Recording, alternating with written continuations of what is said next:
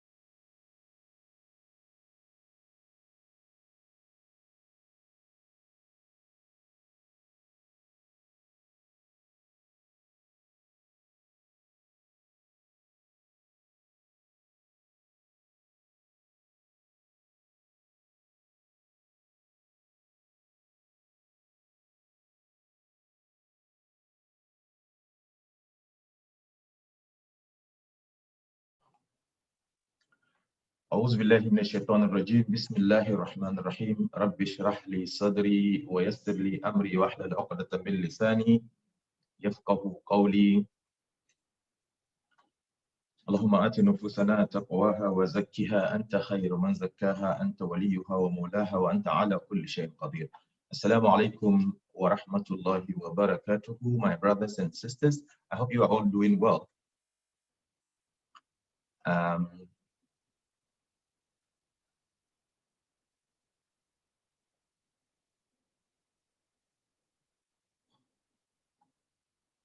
I hope you can hear me.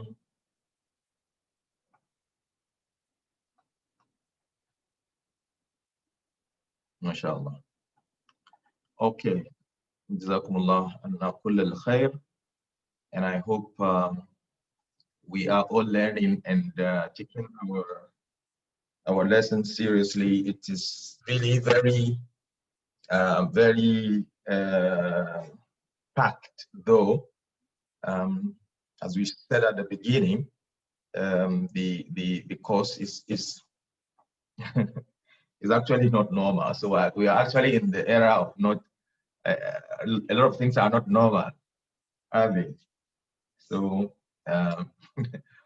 let's all use the opportunity, because I know a lot of us will be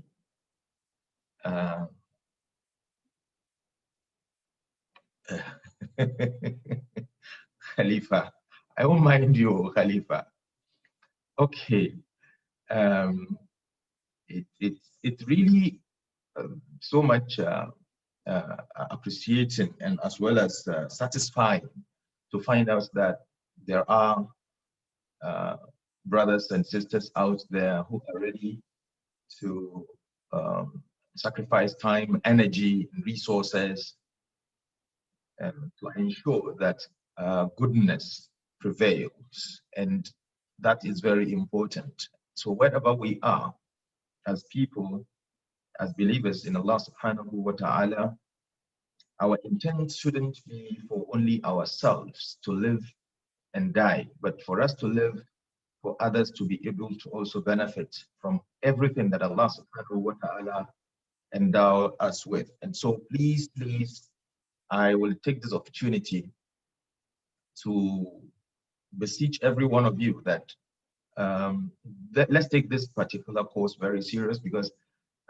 in the long run, the intention is that if we are able to master it well, it's going to create a very good opportunity and avenue for a lot of people to understand the language of Al-Quran, particularly in this part of the world. I mean, I'm talking about Ghana, Nigeria, Liberia, Sierra Leone, countries that speak English. Not every one of us will be able to go to the Arab country to study. Even when we do, and we come back and we are not able to communicate what we have learned to the bigger population, then the reason for which we went for the studies is not achieved. And so this course and the way it is structured and the content of it, really, you would bear with me by now that it's actually worth studying, and it's worth giving more energy and time. And so this is just between myself and you. Don't just think that we are learning it for our own sake. And that is why at the beginning, we advised that our target were our madrasas, our institutions, for them to try and look at it as a curriculum and probably inculcate it in their, or fuse it into their teaching scheme, and see how it works going forward.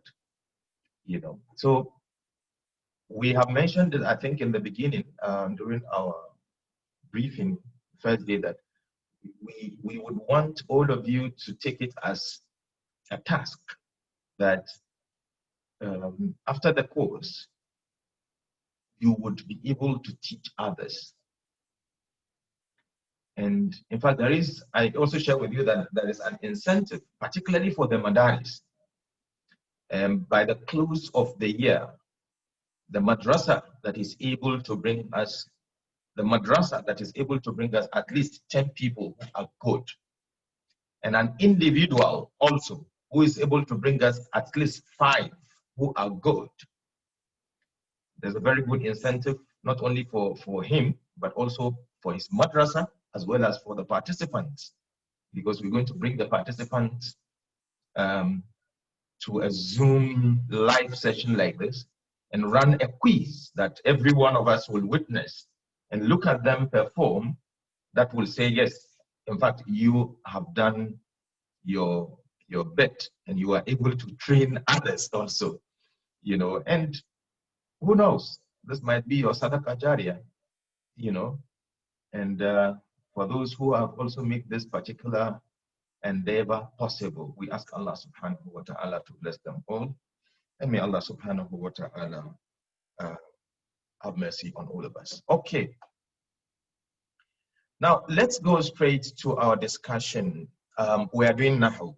Again, when I say Nahu, a lot of the time, you know, it goes, makes some people shiver, because the Nahu, the subject Nahu really, to almost every academia who knows, who have studied Arabic, and Nahu is a subject that you just want to do with it and finish it and stop it, and particularly Nahu and Sarf.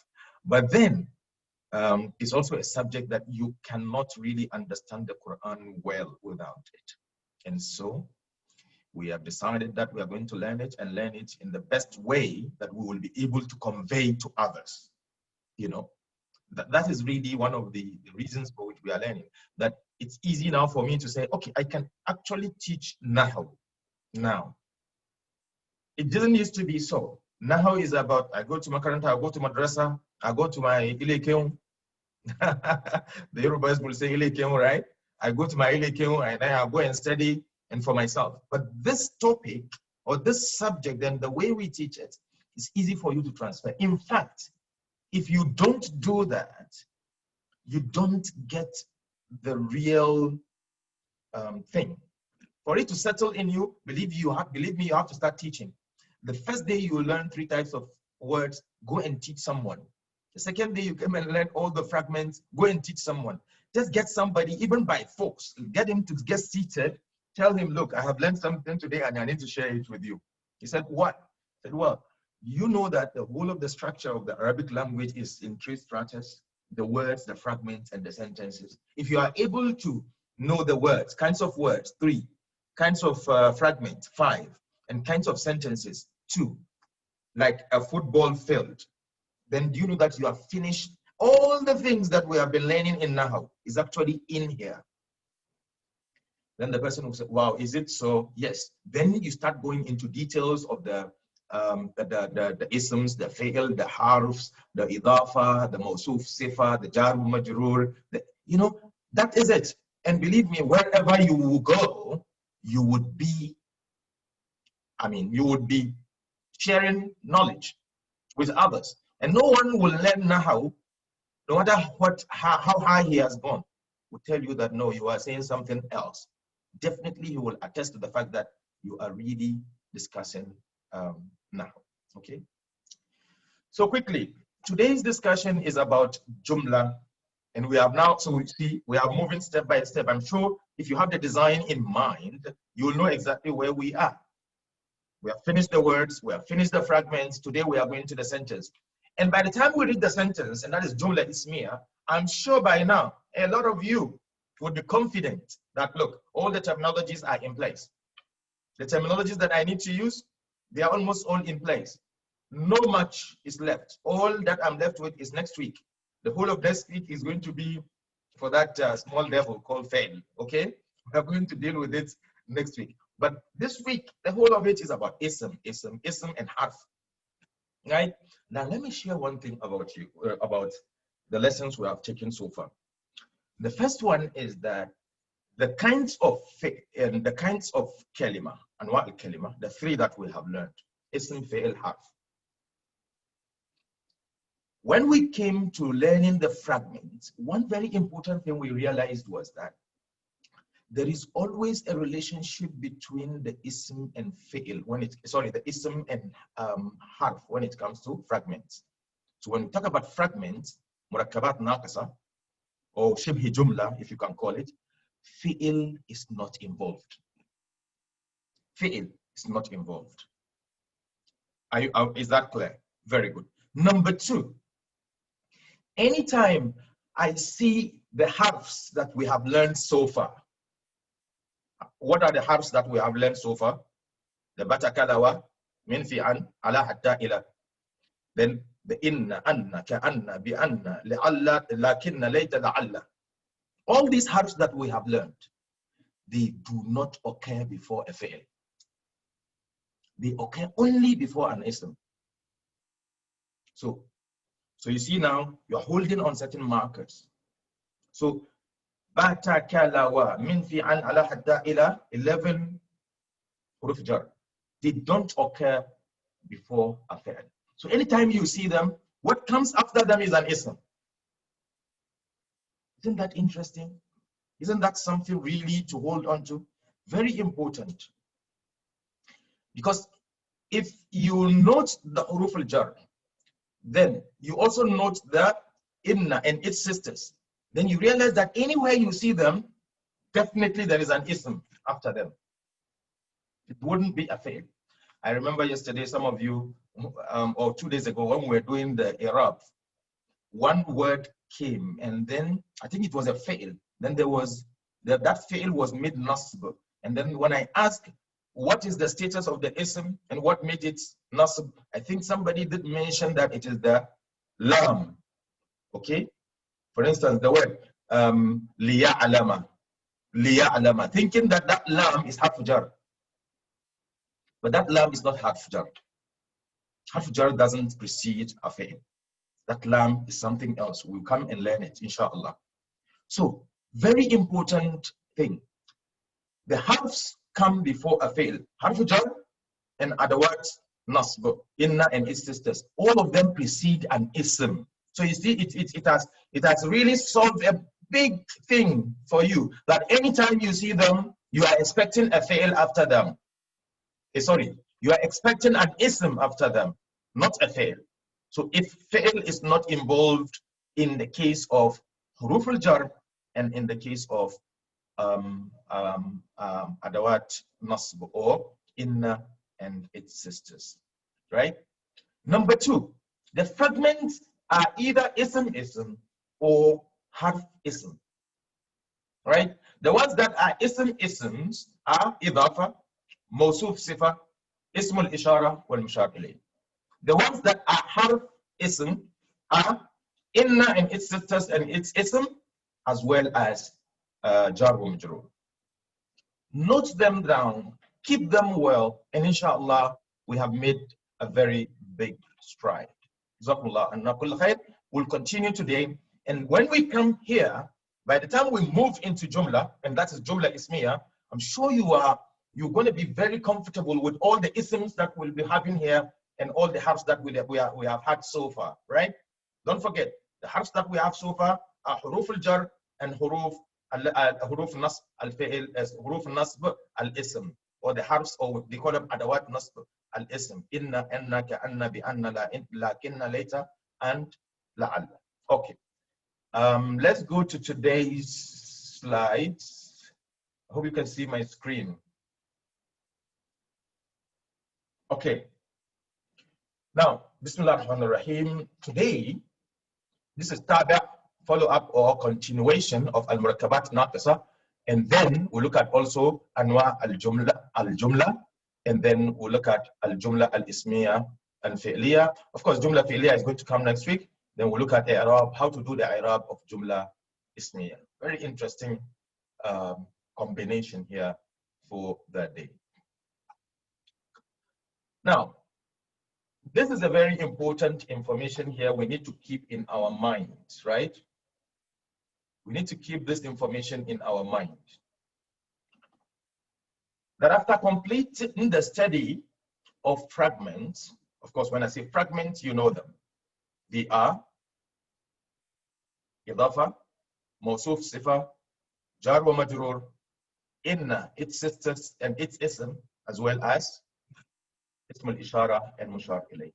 After doing that, now let's understand the process of doing grammatical analysis of multiple fragments. Now, if fragments come together, how do they relate to each other? How do I do the analysis?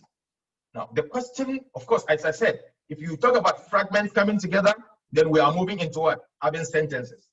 As I said, there are words, fragments, sentences. The moment you move from a word, you are likely to have a fragment. The moment you move from a fragment, additional word will probably or most probably make it a sentence. Now, the question you always ask the moment you see more than a fragment is, how many words are here? You need to be able to ask these three questions. Number one, how many words are in? Now, what are they? That means, how do I separate them?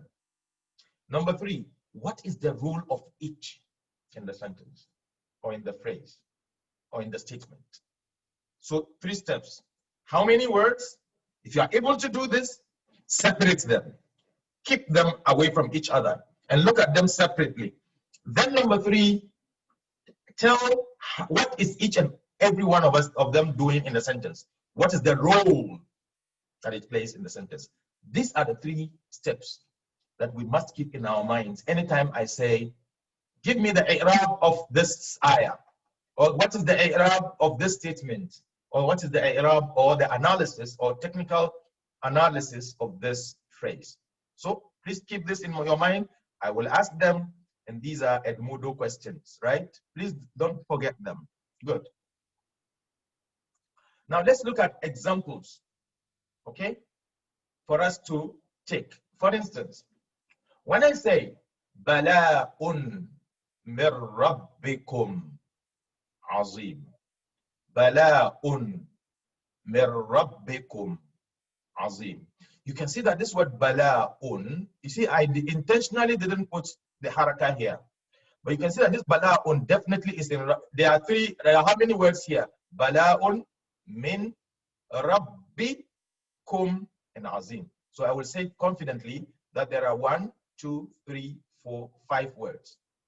So these are 5 kalimat. Okay. Then I will say, okay, bala'un is in rafa status, Min is harf of jar. Rabbi is the majroor. Rabbi is mudaf and kum is mudaf ilayhi. How did I know that?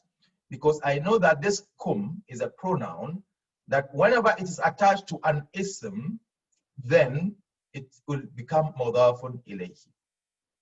We did mention that a pronoun attached to an ism is mudaf ilayhi, and a pronoun attached to a fa'il is maf'ul, right? Now, how did I know that this one is an ism?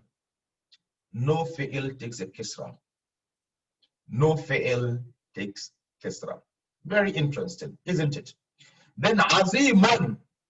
How do I know that this azimun, of course, if you are reading the Quran, you know it's bala'un azimun, yes, but that actually is in rafa status also. Why? Because it is describing this word. This word. So this one becomes the mawsuf, and this one becomes the sifa. So this is a sifa, and this is jar wa majrur, and this is mudaf ilayh. So you can see one fragment, two fragments, three fragments in this statement. So there are three fragments in this statement. Look at it, right? So when you are asked to do the i'rab of the fragments here, you will say bala'un is in rafa status. But this rafa, of course, for now, please don't go into the deeper thinking. Some of you will be thinking, what is rafa status? That's not i'rab. No, we are not going into the full i'rab now. Now we are doing the i'rab of the fragments in front of us. Okay? Now we are not yet there where I will ask you about the actual i'rab of a sentence, because it's not yet a sentence here. Good? Okay. So bala'un is in rafa status, is an ism. So this is how you do it. Bala'un is an ism in rafa status. Min is a harf jar.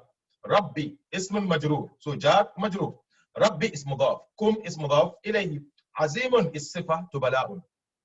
How do I know that? Well, I don't know. As a result of, So that is exactly what we will be looking at as examples, right? Let's look at another one here. Inna fiha qawman jabbarina. Inna fiha qawman jabbarina. So inna, we know this half of nasb. Sorry, there should be a shadda here. It's a typo from my side, right? Inna, there should be by the way, I will show you. A lot of you will have to also learn the Arabic typing. I have a software which I have shared with my team when we're learning this, and a lot of us will need to learn the typing of Arabic, and particularly when we want to teach online or teach using the technology. Very, very important, right? Okay. Inna is half of nasb. Now, fiha.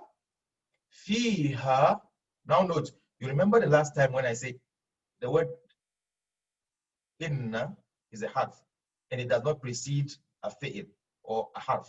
You remember? Somebody will say, well, Imam, Ustaz said that it doesn't precede, but this is inna fiha, and the fi is harf. Okay, but hold on. I will tell you why I'm saying this harf does not precede an ism. Just hold on. Inna fiha, inna fi is harf jar, ha is majroor, so jar or majroor. Okay? Qawman is actually the ism of inna. So the actual expression is actually inna qawman jabbarin fiha. So this fiha preceded, it came before. So it comes here before the actual. So in the actual statement, it's supposed to come after the qawman jabbarin. Are you following? So this one, we'll come to know how to do this kind of i'rab where a certain concept precedes another, for a certain eloquence reason, okay? For eloquence reason. This is not a nahaw, this is not a language reason, for eloquence reason. That's why it came. But normally it should be inna qawman. So the ism of inna is qawman, and fi is jar majroor, and jabbarina is the sifa of qawman. So you have a fragment here, and fragment here. So qawman jabbarin mawsuf sifa, fiha is jar wa majroor, inna qawman. Inna qawman, ism, inna and ism. Right? Isn't that interesting? Good. Now, let's go to the next one. Wa rabbukal akram. Wa rabbukal akram. The wa. Note, this wa is not the wa we learned. This is the wa atifa. Okay? This one is a conjunction la wa. We have not dealt with it yet, but it's not the bata kala wa, the wa there. No. How do I know that it's not the wa there? If it was the wa there, what normally it happens is that that one will cause this rab to become rabbi. Okay, very good. Now, rabbu is an ism in rafa status, and it is mudaf. Ka mudaf ilay. How do I know that it is mudaf? I said any ism with a pronoun attached is mudaf, and the pronoun is mudaf ilayhi. Okay, wa rabbuka al-akram. Al-akram here, rabbuka wa rabbuka al-akram. Al-akram will be sifa to Rabb. All right.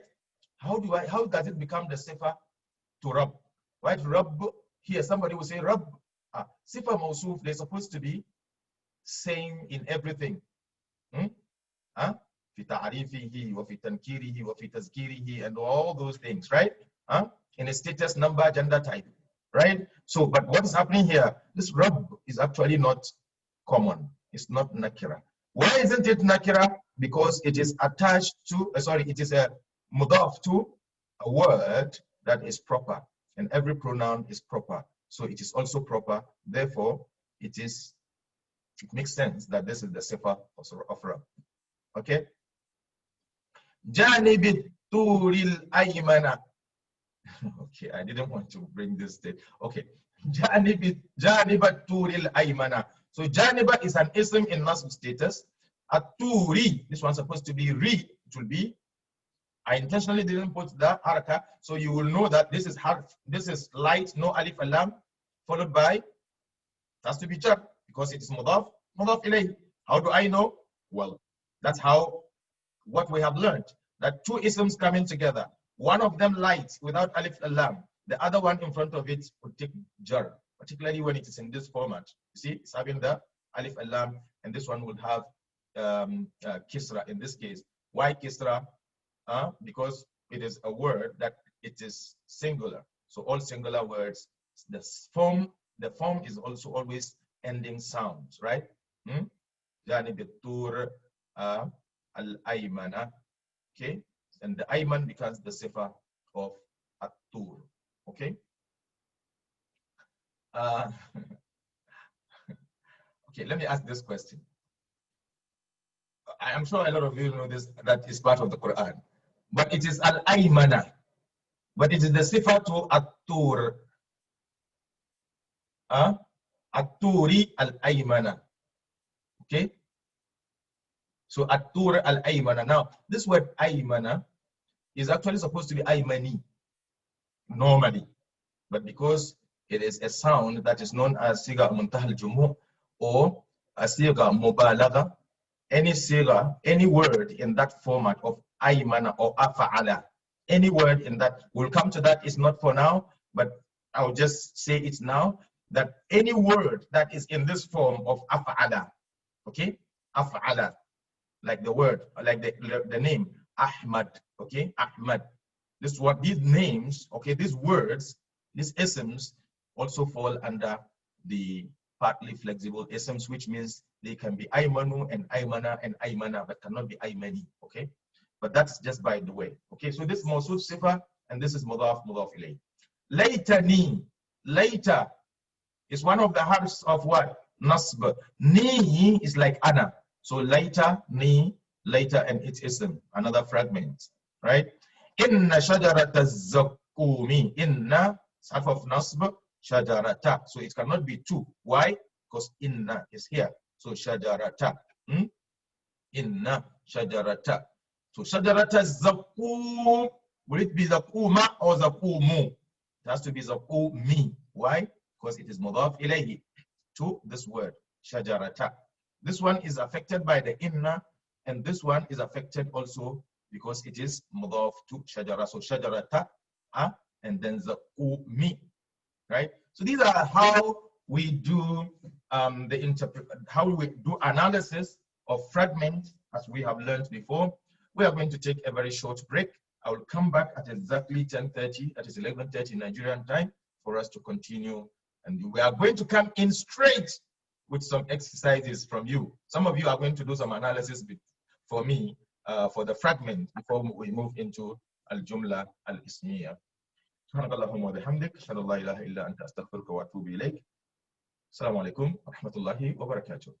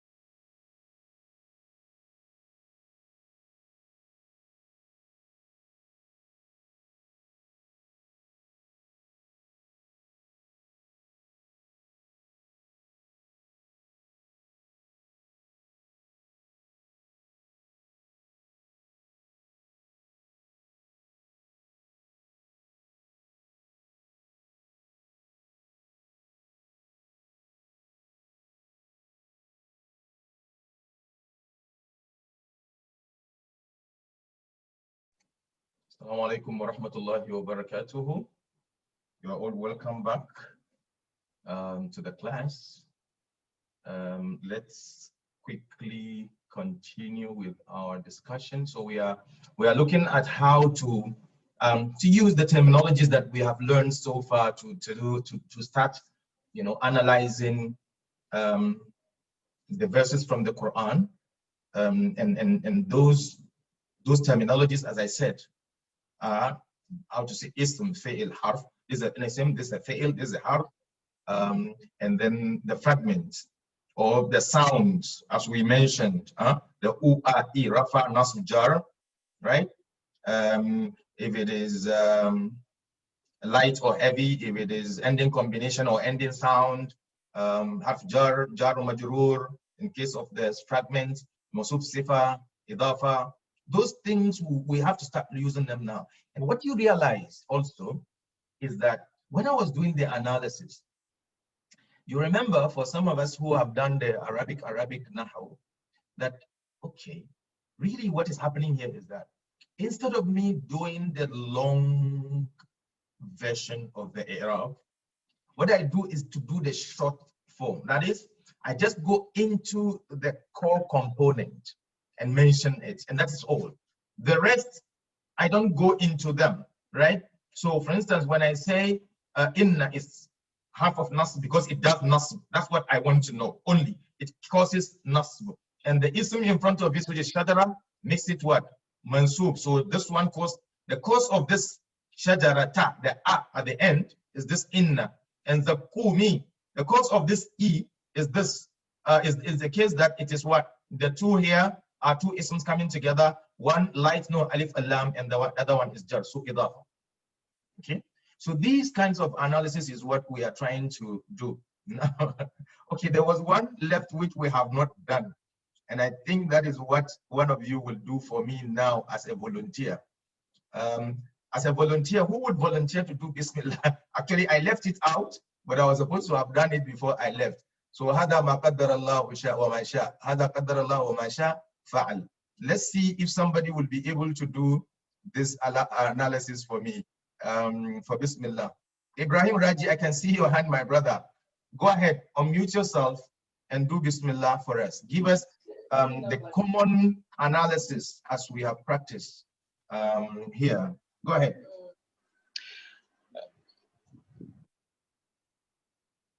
Go ahead, brother. Hello, Ibrahim. Nam Ibrahim, go ahead, please. Assalamu alaikum, Ibrahim. Okay, Ibrahim seemed to have been frozen by the network, and so if any other person... it becomes okay, a fragment. Okay, hold on. It doesn't become. We are hearing only it becomes. Sorry, maybe it's from my side, but I cannot hear you well. Now you can start. Go ahead.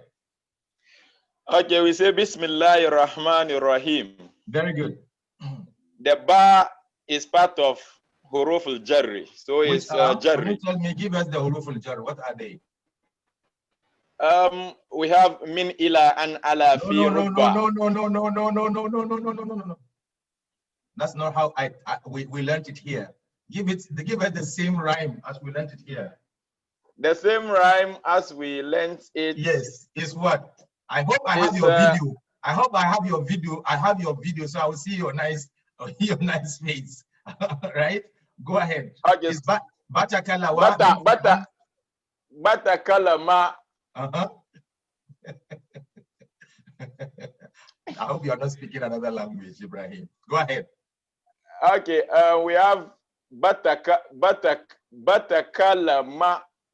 Batakala wa min fi an ala hatta ila. Mumtaz, go ahead. I was just pulling your legs. Go ahead. Ba is then we have ismi, which is majrur, ismu majrur. Absolutely. So that makes it a fragment. Very good. Then we have Allah. Very good. Or we say ismi mudaf. Okay. Allahi mudaf ilayh. Very good. But that is another fragment. Very good. But for the information of all, when we do Arab, we don't say the word Allah. Whenever we meet it, we say lafzul jalala. Yes. Okay, lafzul jalala. Thanks for the correction. Thank you. Then we have Ar-Rahman. Good. That is al-mawsuf. Okay. Then ar-rahim. Oh, sorry, Allah will be mawsuf. Then ar-rahman will be sifa. Then ar-rahim will also be sifa. Okay. So ar-rahim, okay, so very good. So how many fragments do you have in the whole?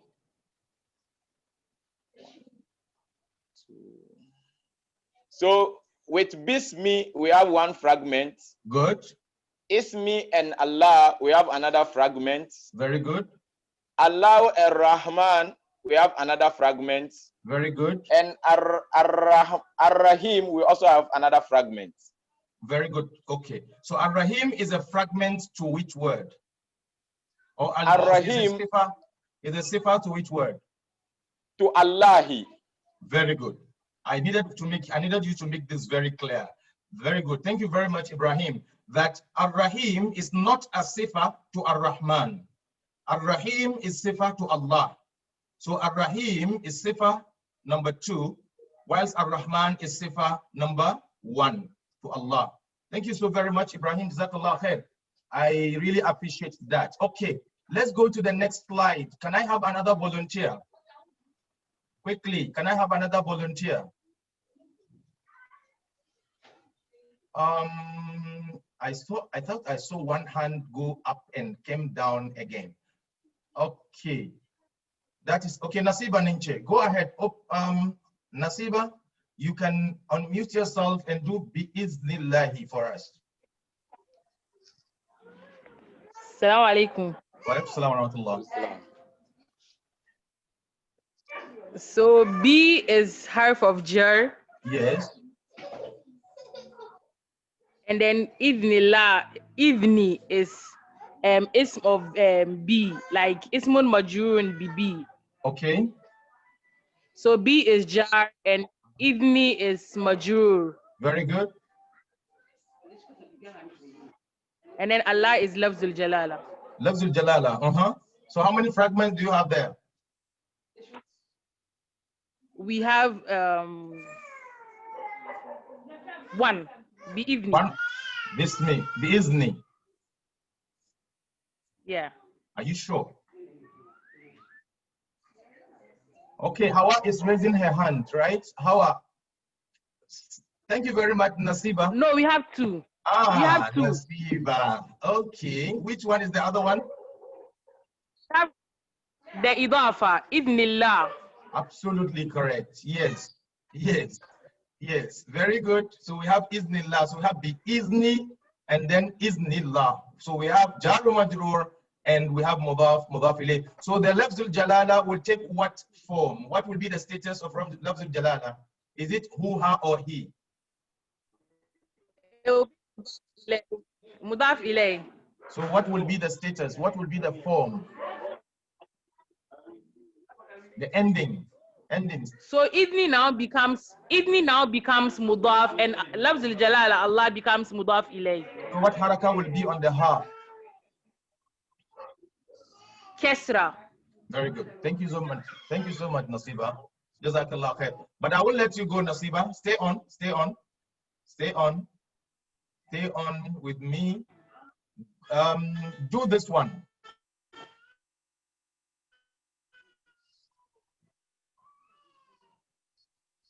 Go ahead, do it. Nasiba. Wal Quran al Hakim. Yes, go ahead. Yes. Please, can you hear me? Okay. I can hear you. Go ahead. So why is harf of jar? Okay, why is harf of jar? Yes.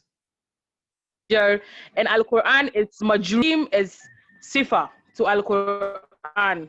Very good. Very good. So we have so Quran now becomes Mawsuf and Hakim becomes sifa. Very good. So how many fragments are in this expression? We have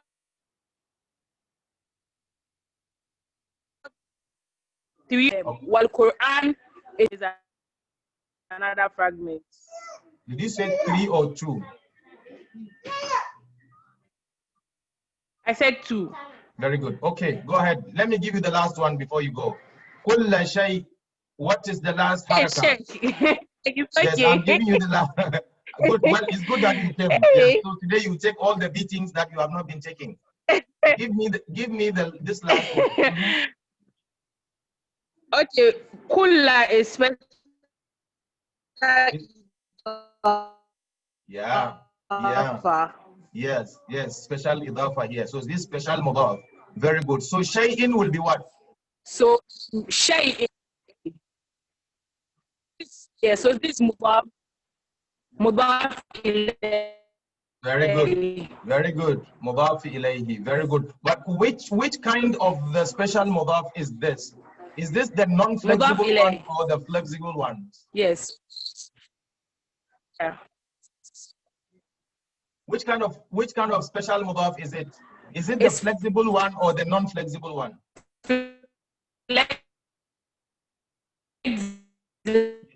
Yes, sorry, I think either I am breaking or you are breaking, but I can hear you saying it's the flexible one. So you can have the flexible one. Yes, absolutely. Thank you very much. Kulla, kulli. Yes, kulla, kulli. Thank you. And sorry for doing that to you, okay? Jazakallah khair. Thank you very much. Do I have another another volunteer? Do I have another? Okay. There is no any other volunteer. So I will go ahead with my explanation until I have one. Now, innal insana is another type. Inna and insan. So I know that this insan will have to be insana. Why? Because of the inna. So this is a fragment. Bi anna Allah. Sorry. Bi anna rabbaka. Bi anna rabb. You see the rabb, there is no haraka on it, but I know it has to be why? Because of the anna. And this ba here is, even though it's half of jar, but it does not have any effect in this case. So anna is the one that is working here, making a job of having to make rabb as So rabba, and then rabba is mudaf, ka is mudaf ilayhi. Okay. Isa, and then ibn Maryam. Okay. Isa ibn Maryam. So Isa ibn Maryama. Isa ibn Maryama. Why Isa? There is nothing at the end here because it's non-flexible. Okay. How do I know that is non-flexible? Because of this at the end. Okay. Ibni is mudafan ilayhi to Isa, so it will be E. Maryama, another mudaf ilayhi. So Ibni will be mudaf again. Maryama will be mudaf ilayhi, and Maryama will be Maryama, not Maryami, because it's a non-Arab ism, so it is partly flexible. Min ba'dihi, min is half of jar. Ba'di, okay, min ba'di. Ba'di becomes majrur, so jar majrur. Ba'di itself is special mudaf, and he is mudaf ilayhi. The last one here is min fadli rabbi. Min is half of jar. Fadli is majrur. So min fadli jar majrur. Rabbi is mudaf ilayhi to fadli. So min fadli rabbi. Okay. So this jar wa majrur, this is majrur as well as mudaf. Rabbi is mudaf ilayhi as well as mudaf. And then E is mudaf ilayhi. So you have one fragment, two fragments, three fragments here. Okay. So you see what we have been doing here basically is number one, we look at the statement, we look at number of words, we separate them, and then we do the analysis. If you are not able to do that, then you will not be able to. So we are done with the fragments now. We take a deep breath for a Jumlah Ismiyyah. Now we have moved from the level of kalimat to the level of murakkabat, naqisa. Now we are going to Jumal. The first one is Jumlah Ismiyyah. Ismiyyah, why? Because, well, we have been dealing with isms, right? So now it's good that we are going to look at a sentence that is Ismiyyah, nominal sentence, okay? And we say it is a sentence that starts with an ism, okay? Starting with an ism means the ism is a subject, okay? Start with it. The ism sometimes can be there written, you can see it, sometimes it's not written, okay? It's hidden, right? But the sentence that starts with an ism is known as Jumlah Ismiyyah. You can even see it from the expression Ismiyyah, right? Jumlah Ismiyyah, okay? What are the components of Jumlah Ismiyyah? Anytime I see a sentence that starts with an ism, I should expect these components. That's how we do the i'rab. So i'rab, we have mentioned the process. Now we are moving into the actuals, and that is, if a jumla is a kind of jumla, what should I expect inside? Even though I am able to separate the words, but I wouldn't be able to know technically what is the position of this, what is the position of this, and what is the position of this. So for instance, if I go back to my slide, this particular point, this one, this, what is the role of each word in the sentence, or each kalima in the sentence, right? When I reach this particular point, then the answer to this comes in. The answer to this comes in. That, okay, the component I am expecting to see in Jumlah Ismiyyah are Mubtada, Khabar, and Muta'alliqun bi Khabar. Muta'alliqun bi Khabar. These are the three things. Either Mubtada and Khabar, or Mubtada and Muta'alliq bi Khabar. But the Mubtada will always be there. Okay? Now, we can have Mubtada as a single word, or as a single word or two words, for instance. Okay? And for your information, you know, sometimes you get this confusion that, okay, is it the Mubtada? Initially, we will be told at the beginning that Mubtada will be only one and we can have more than two Khabars. Yes. But the Mubtada can also be two words. Okay?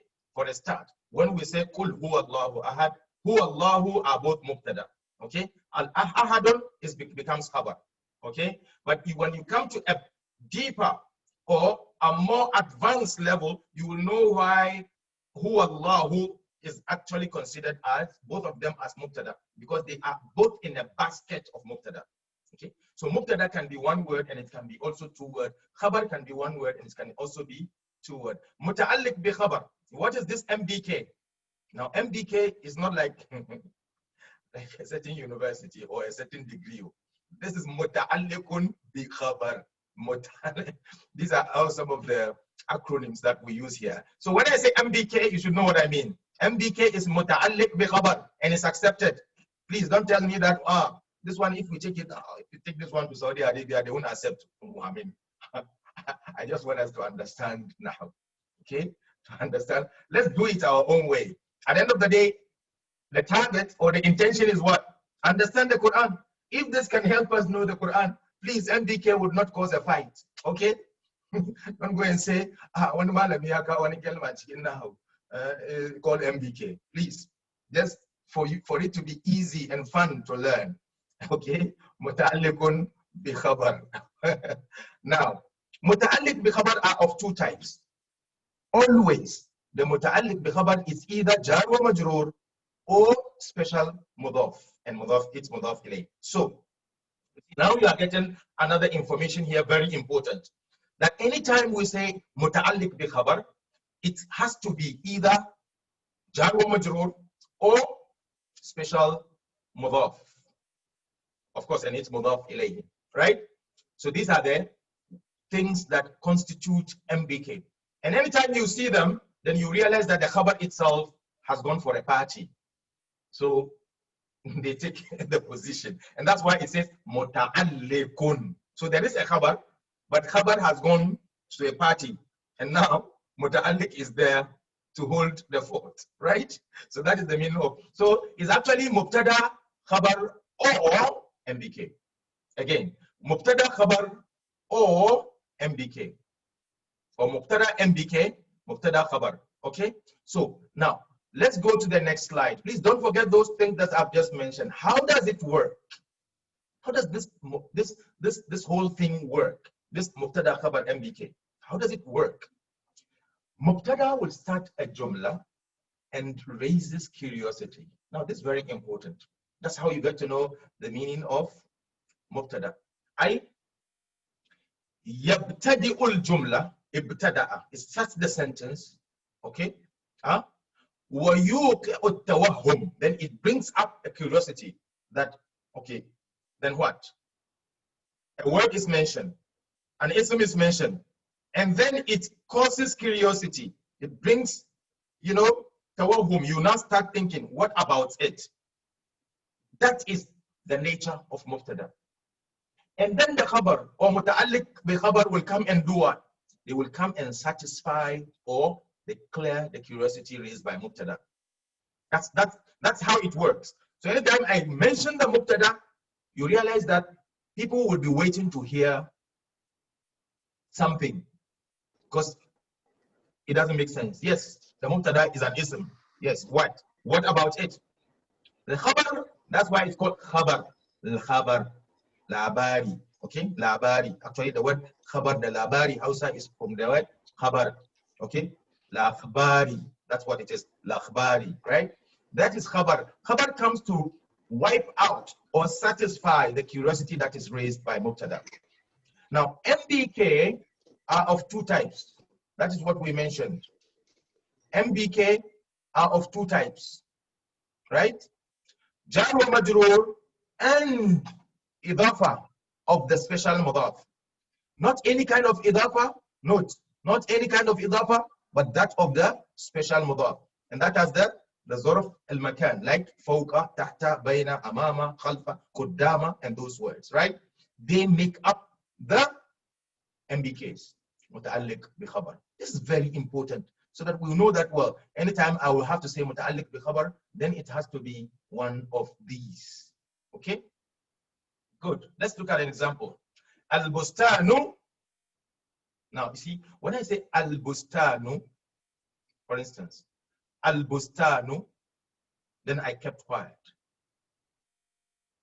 You will be asking, Malahu, what about it? What about al-bustan? Jamilun. Ah, okay. You mean it's nice. You mean it's beautiful, right? So you satisfy the curiosity raised by the mubtada. As-sadaqatu. Sadaqatu. Then I kept quiet. Burhanun. Okay? Burhanun. Then I satisfy the curiosity. Wailun. Then I kept quiet. You will be asking, Wailun? That's horrible. What about it? Lil musallin. Ah, okay. So you are talking about woe betides those who pray, right? So this is mainly how mubtada and khabar come. So anytime you realize that there is an ism starting a sentence, it's known as mubtada. It cannot make sense, or it will always have. We won't say it doesn't make sense because the word has a meaning in itself. Okay, so to say it doesn't make sense doesn't also make sense. Actually, it doesn't complete the information. So it leaves the listener hanging until you bring the khabar. What is the story? Menene labari game da mubtada? What do you want to say? I was speaking a little bit of the Hausa. What do you want to say about the mubtada? And then you say, give the information. That information, which is the predicate, is now the khabar, okay? And it can be the khabar and it can be the MBK. Now, let's come to another part of this study, and that I will do it when I come back from a short break. So stay, don't go away. I'll go for a 4 minutes break and I will come back for us to continue what is known as the invisible S. Stay tuned. Don't go away. Assalamu alaikum.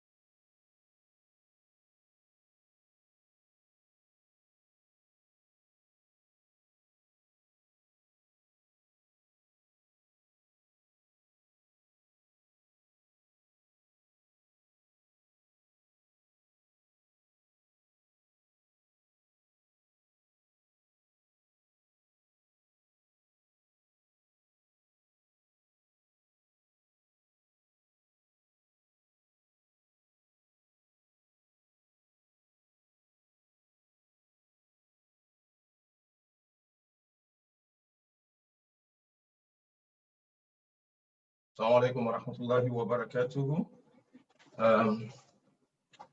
We can now continue our discussion. Now, we have learned components of Jumlah Ismiyyah. So now the question that might be going in our minds is, okay, these components, are they all? Yes, those are all. Those are all. Now, let me note this down for everyone to take notes and keep it in your mind. These things that we have mentioned now, Mubtada, Khabar, Muta'allik Bikhabar. With regards to Jumlah Ismiyyah, these are the things known as Mahal fil I'rab. These are the Mahal. So if a word is not here, if the word is not the Mubtada, and the word is not the Khabar, and the word is not the MBK, that means it does not have a Mahal fil I'rab. That's what it means. Because a lot of the time we say these things, right? La mahalla lahu min al-i'rab. But do we really understand what it means? I mean, you are doing an i'rab and you mention a word and then you say la mahalla lahu. It does not have a mahal in i'rab. It doesn't have a space in the i'rab. What does that mean to you? And this is what it means. That, okay.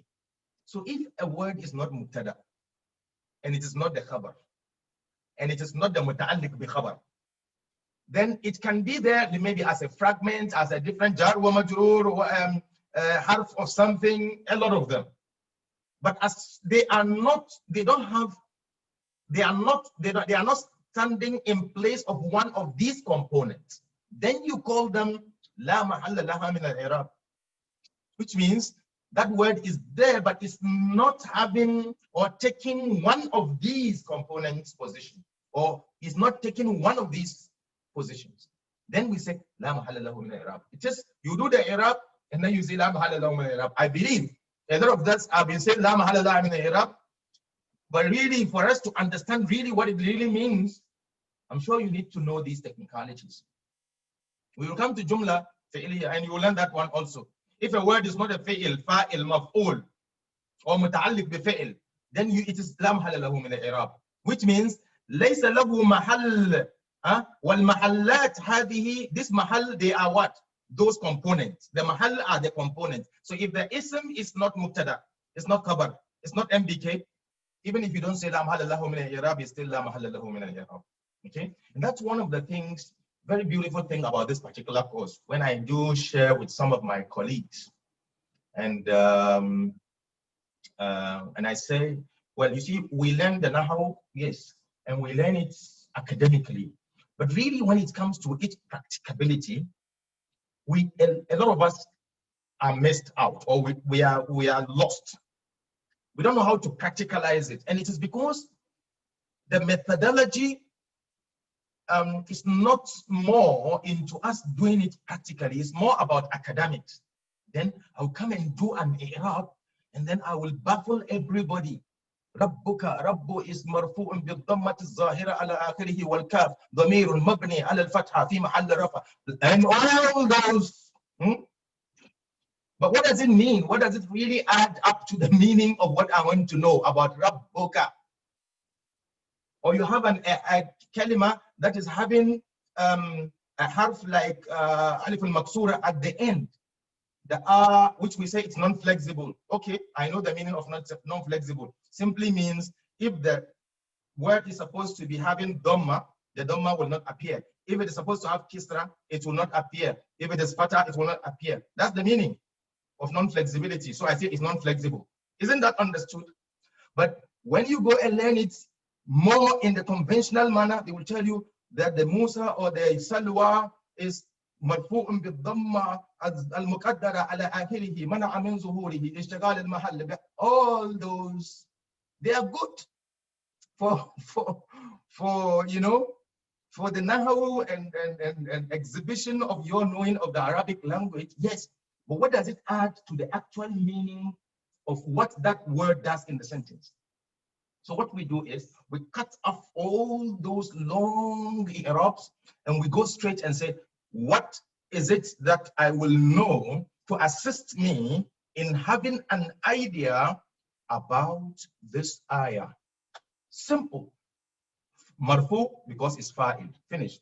Marfu because it's mubtada. Marfu because it is khabar. Mansub because it is preceded by inna and its sisters. I hope the whole idea about this course is getting down well with us, so that the long way of doing the i'rab that does not add much to my understanding of the ayah is left out. Now, this is one of the topics that we are going to learn here, that as English-speaking people, that a lot of the time we will need the Arabic to be translated to us. There is something called the invisible S in Arabic. The word S is invisible, meaning that it does not have a one-to-one word in Arabic. It is always invisible, right? And where do you find S being translated? It's only in Jumlah Ismiyyah. And maybe from here you get to know this. Anytime you hear S, S, the word is translated, then know that this particular Jumlah is highly probable that it is Jumlah Ismiyyah. Isn't that interesting? So we call it invisible S. Now, how does it occur? There are about 7 places that we are going to share now. Every independent pronoun that you see, dhamir munfasil, is usually followed by S in the translation. So when I say, ana talibun, ana talibun. So ana talibun, for me to translate this, I'll just close my eyes and say, because I know the meaning of ana, but I don't know what talibun is, for instance. And I will say, I is talib, finish. So I is talib. There is an is there. Why?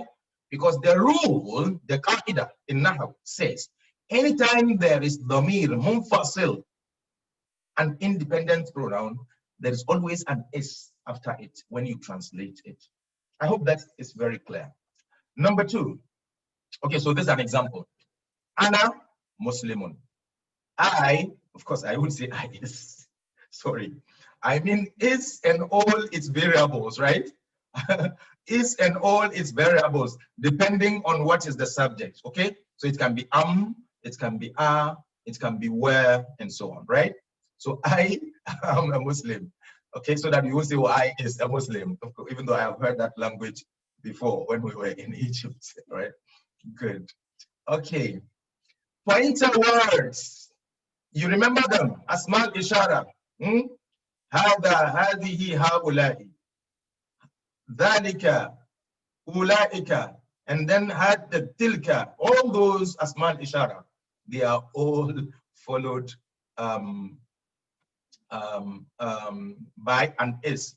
Okay, so pointer word followed by other than. Okay, so this is very important information also. Note, who can tell me why is this particular expression added here followed by other than al? Who can tell me why? It says pointer words, asmal ishara, followed by other than, you know, as a muallim. How do you explain that? How do you explain that? Followed by other than al. How do you explain that? Followed by other than al.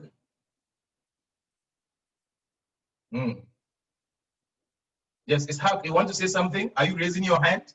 You see, when you say me, I don't know why. I mean, some of you do say me to show what? They are already definite. Okay, that's interesting, Ibrahim. Assalamu alaikum. Wa alaikum salam wa rahmatullahi wa barakatuh. Yes, Ishaq. Sheikh, what I want to say is, with what they are saying here, followed by other than al. Yes, it means what? Because when you have that there is mushar actually with an al following it, it's actually a fragment. Absolutely. Just stop there. Yes. So that's exactly what I want to hear. So, but here we are talking about what? Sentence. Is that Sentence, it? Yeah. Absolutely. So thank you very much, Ishaq. Thank you very much. So because here we are talking about sentence, we are not talking about fragment. That's why it says followed by other than al, which means this ismul ishara, when it is followed by any other ism without al, or al just shouldn't be there, then you will have to translate an is after it. But if the word after the ismul ishara is having al, it means it's not a sentence, it's not jumla, so therefore the issue of is doesn't come. And that is why when I ask a lot of people this particular expression, ذَلِكَ الْكِتَابُ, and they tell me that, I ask them, is it a sentence or a fragment? They said, what is a sentence? Oh, mashallah. And everybody believes that when I say هَذَا الْكِتَاب, they said, well, هَذَا الْكِتَاب is a sentence. It's actually not a sentence. هَذَا الْكِتَاب is a fragment. It's not a sentence. What you are saying is that when you translate it, you don't say this is book or the book. You don't say is there. But when I say hada kitabun, but because there is no al in front of the hada, then is must come after the hada. That is what this expression means. Okay? So when you say hada bala'un, for instance, hada bala'un, this is a test. You see? This is a test. How do I determine there is an is here? Because the ism in front of the hada does not have alif and lam. Very good information here. Thank you, Ishaq, anyway. Half of nasb also and its sisters. Anytime you see inna, anna, ka'anna, bi'anna, lakinna, la'alla, later, whenever you see any of them coming in a sentence, then you have to translate an is after them. So after the inna and its sisters and its ism. Okay? So for instance, inna Allah, inna Allah, indeed or certainly, Allah is. So you continue, right? So inna, anna, ka'anna, bi'anna, lakinna, later, la'alla, all these harfs, if you see them with an ism in front of them, okay, then you have to translate an is after them. I hope that is clear. Very good. Let's go to the next one. Proper followed by common. Anytime you see a proper followed by common, somebody will say, what is this proper and common? Now, these are our terminologies. In this particular course, this is what we say, proper and common. What is proper? A proper means an ism that is mu'arraf. Common means an ism that is nakira, okay? For some of you who know the Arabic terminologies. Now, a proper followed by common means whenever I see two isms, the first one is proper, and the second one is common in Arabic, then there is a sentence. That's first thing. There is a sentence. Number two, if it happens that way, then I will have to translate an is between them. That's what it means here. So number one, anytime you see two words, two isms, one is proper, one is common, somebody will say, well, how do you determine it is an ism? Of course, when we talk about proper and common, we are talking about isms. Isn't that good? Huh? Whenever you say nakira ma'arifa, it's about ism. It's not about harf. It's not about fi'l. I've always been mentioning that how to do deductions, ikhraj, they call it ikhraj in fiqh. How to do deduction is very important in Nahu. If you know why it is, you should know why it is not. And that's the only way you can teach. Because if you know why it is and you don't know why it is not, the most probable issue that you will have is that the day you have the why it is not coming in, you will be confused. And so when I say proper and common, and I ask you, why are we mentioning proper and common here? The only thing you can tell me is, as a teacher of Nahu, is that when we are talking about isms, and when we talk about isms, one of their properties is common and proper. All right? Don't forget that. So anytime you see an ism that is proper followed by common, then there is going to be a translation of is in between them, right? For instance, al-kutubu saghiratun. Al-kutubu saghiratun. The books, small. You see? Al makes it proper. Saghiratun is common, nakira. So you translate an is in the middle. Of course, in this case, it's an R. Why? Because you can't say the books is. Okay? So, I mean, when I say is, I'm talking about the actual auxiliary. But all of its variables, you know, applies here depending on the subject. So the subject here is plural, so it's are. So al-kutubu saghiratun, the books are small. Al-bustanu jamilun. Al-bustanu jamilun. For some of you who did the nahul wadih, right? That's the first thing you learn. Al-bustanu jamilun. The garden is beautiful. But you have been translating it like that, but you never knew why you were doing that. You were just saying, well, that's the English translation. Yes, it is the English translation, but there is a reason, there is a ruling, there is a reason why. Now, today you have known the reason, that anytime you see two isms coming together, a proper followed by a common, then you will have to bring an is in the middle. The last one, there are actually 5 things. The last one is breaking chain. This breaking chain, believe me, the first day I heard it, I was like, breaking chain is like to a prisoner who have been released, or somebody who has been a captive, you know, but breaking chain, that's what we call it. And when I ask you this question, if it happens that a sentence or a jumla appears and I ask you, why is an is translated here? And there is this point, this number 5, you need to tell me there is a breaking chain. That's how we call it here. I mean, call it whatever from your side or from wherever you have learned. It's very good. Keep that one. But this is an addition. For your information, you know, I always share with us that what we are learning now, we are not substituting it. Please let me reiterate this. We are not substituting it with what we know. What we are doing here is adding value to what we know. We know Nahu, it's good. We teach Nahu, it's good. We have students of Nahu, it's good. Yes, but what we are doing here is a method, just a method, right? That maybe if we try using it for certain kinds of students, it will work. And that's the reason why we are doing it. Okay? Somebody will tell you, how would I learn Arabic before I learn Nahu? Then you tell him, no, you don't have to learn. Can you read Alif, Ba, Ta, Sa, Jim? Can you put the letters together? Yes. Oh, okay. So if you can put the letters of Alif, Ba, Ta together, finish. You are done. You can learn Nahu. Really? Yes. Now that is the reason why. And you realize that all of this, for instance, on this page, you can see the Arabic words. They are the technical words, but the explanation is in English. And that is our focus. The explanation is in English. And that makes it easy for you to absorb. Than if I start speaking Arabic to you now.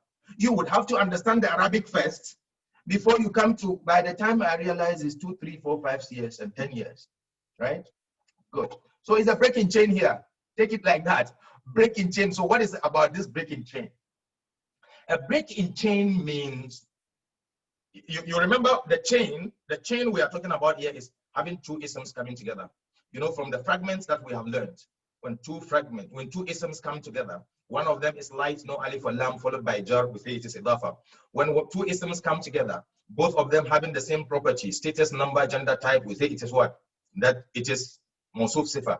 When two isms come together, one of them is ism ishara, and the other one is an ism with an al. We say there is what? There is fragment, ism ishara or mushar ilayh.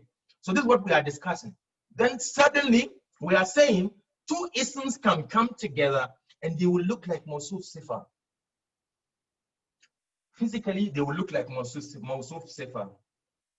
Now look at the word al-rajul and al-bayt. You know, when you look at them physically, this one is having alif wal lam, this one is having alif wal lam, this one is muzakkar, this one is muzakkar. You are tempted to think it is one concept. And that concept is what? Mawsuf sifa. So, and that's the idea of the chain. Then suddenly a harf comes and break between them. So that is the only thing what this break in chain means. But it's just for you to bring this concept to you. You understand? Maybe this thing might have been explained to you in a different form somewhere. But you see, I'm giving you another method of understanding it. That anytime you see two isms coming together, looking almost like alike to become sifa mawsuf, and then a harf jar comes and break between them. This is known as breaking chain. When it happens like this, okay? When it happens like this, then you have to bring an is before that breaker. And the breaker here is the fi, okay? The breaker here is fi. So ar-rajulu fil bayt. This fi has come to break between ar-rajul and al-bayt. And so fi is the breaker. So I have to bring an s before the fi. So anytime you see such an expression where there is a harf al-jar between two isms, then there is a break in chain. Then we say you have to translate an s before the harf that did the breaking. Very good. So these are the 5 very important things that we need to learn about Jumlah Ismiyyah. Believe me, brothers, if you don't know the secret of this is, or the secret of this invisible is, you will do a translation one day, and then after you have realized the mistake you've done, you will say, but how did I even do this? It's because the is not visible. And if you don't take care, you will do a translation of an expression because you don't know these 5 rules. Huh? And then somebody will be sitting somewhere and be saying, what kind of translation is this? Of course, if the person knows the language, okay? You will say, well, this is not a good translation. It doesn't sound like English, or it doesn't sound like Arabic.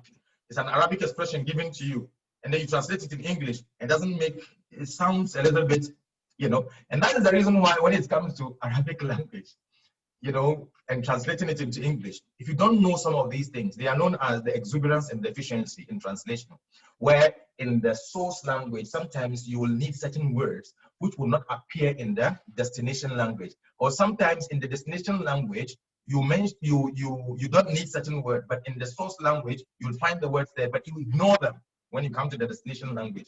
For instance, when you come into Arabic, where you will have an expression and you'll be having the wa a lot of the time. If you come to English and you say you are going to be doing the wa as and you present it to somebody, you will say, well, what kind of English is this with a lot of and, right?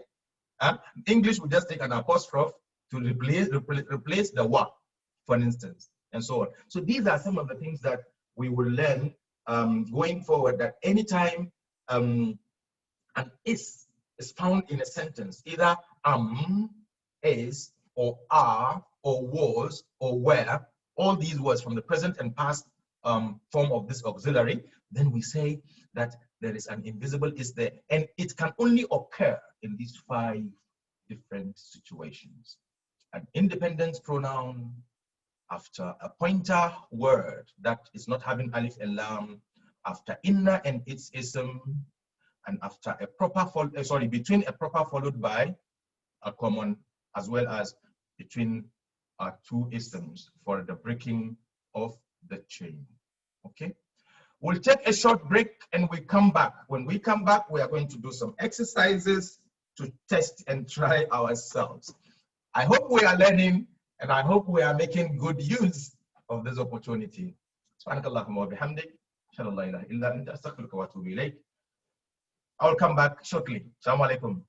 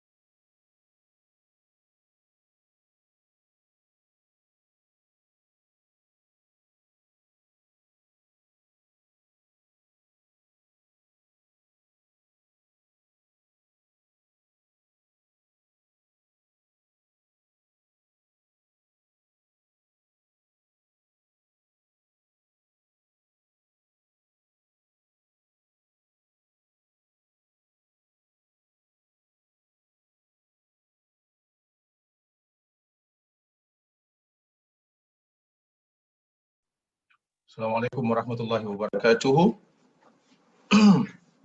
Jazakumullah khair. Thank you very much for holding on. Okay, so now we have learned very important things today.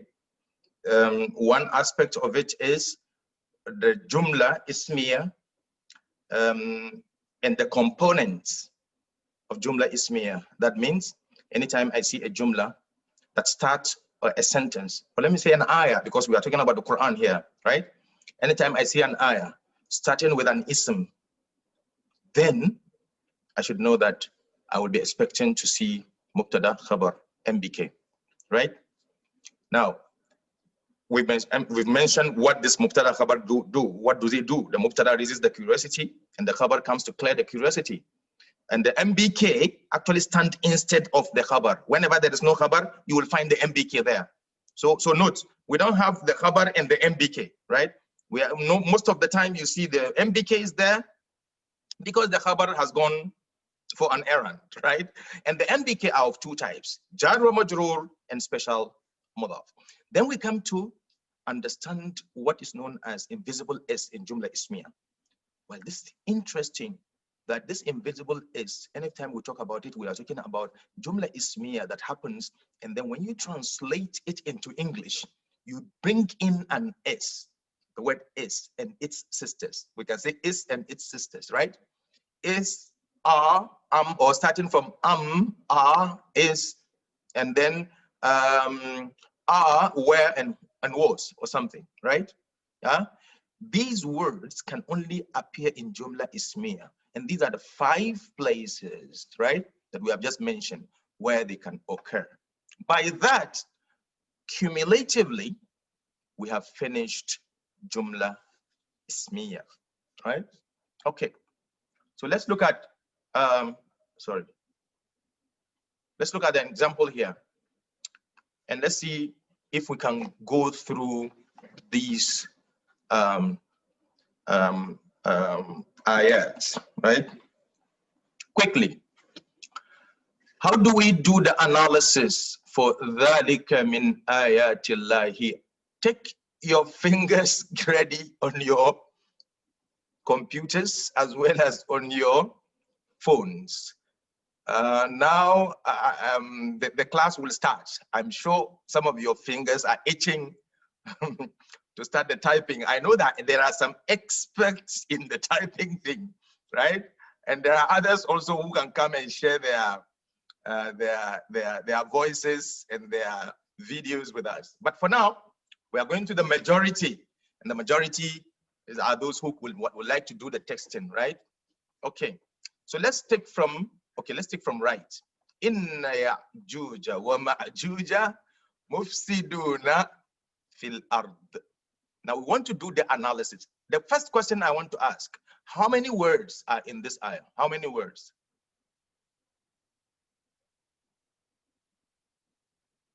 Quickly, how many kalimat? Well, for me, let's also try using the terminologies, right? How many kalimat? Nasiba says 7, Ibrahim says 7, Abdul Rahman says 8, Ibrahim Miyaki says 7, Ikram says 7. Hey, Ikram, you are there. Okay. Mashallah, good to hear from you. Finally, Muntaka says 7. Ahlam says 7. Now, Yusuf says, I like the 8 guys. Abdul Salam, Hamida. Okay, so Hamida, Abdul Salam, and I think one other person are saying is 8. Okay, now let's look at it.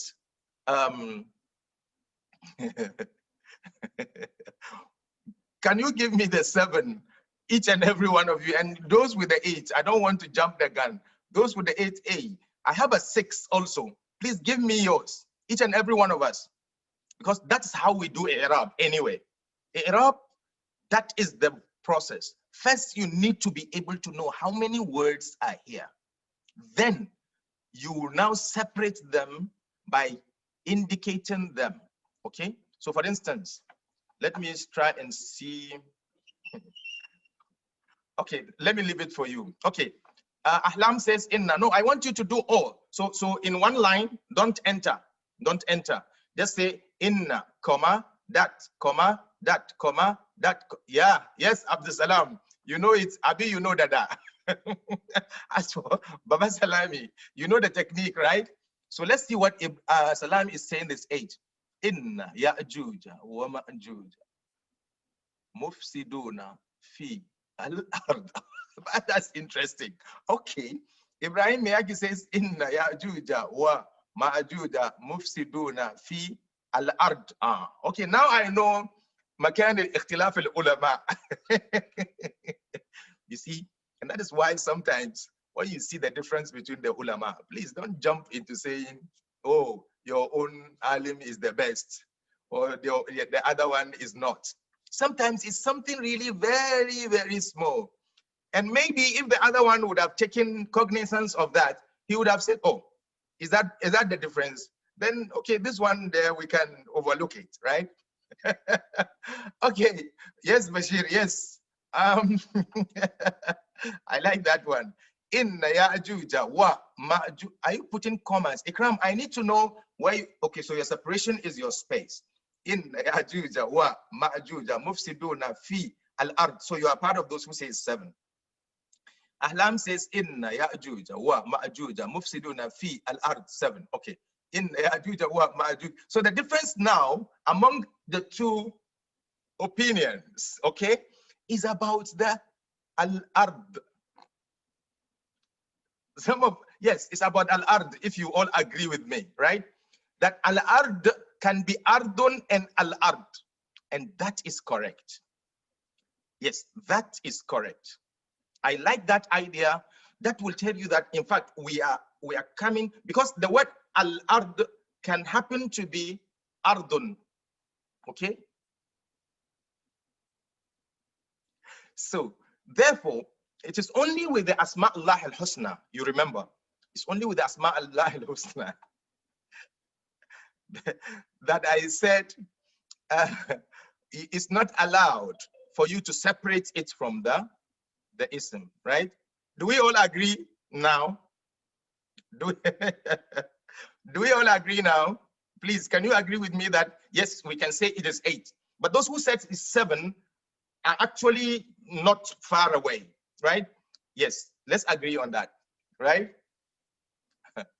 Now, after that, I will say it is 9. It's not 8. In fact, it is 9.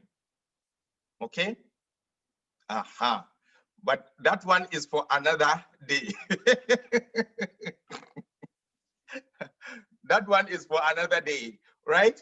Now that is the interesting thing about that is the interesting thing about Nahu, right? Or about the language Arabic generally. And that is why, in fact, the most detested subject among the Arabs, when you go to the Arab country, they will tell you Nahu, they don't like it. Because it is only Nahu that will allow me to come and do this Arab and it's accepted, and another person will come and do another Arab and it's accepted, and another one will also, depending on certain technicalities, okay? Because somebody, for instance, will tell you mufsiduna is ismu fa'il. In this case, it does the work of a fa'il. So mufsiduna hum, okay? So they will tell you that there is a hum here, una.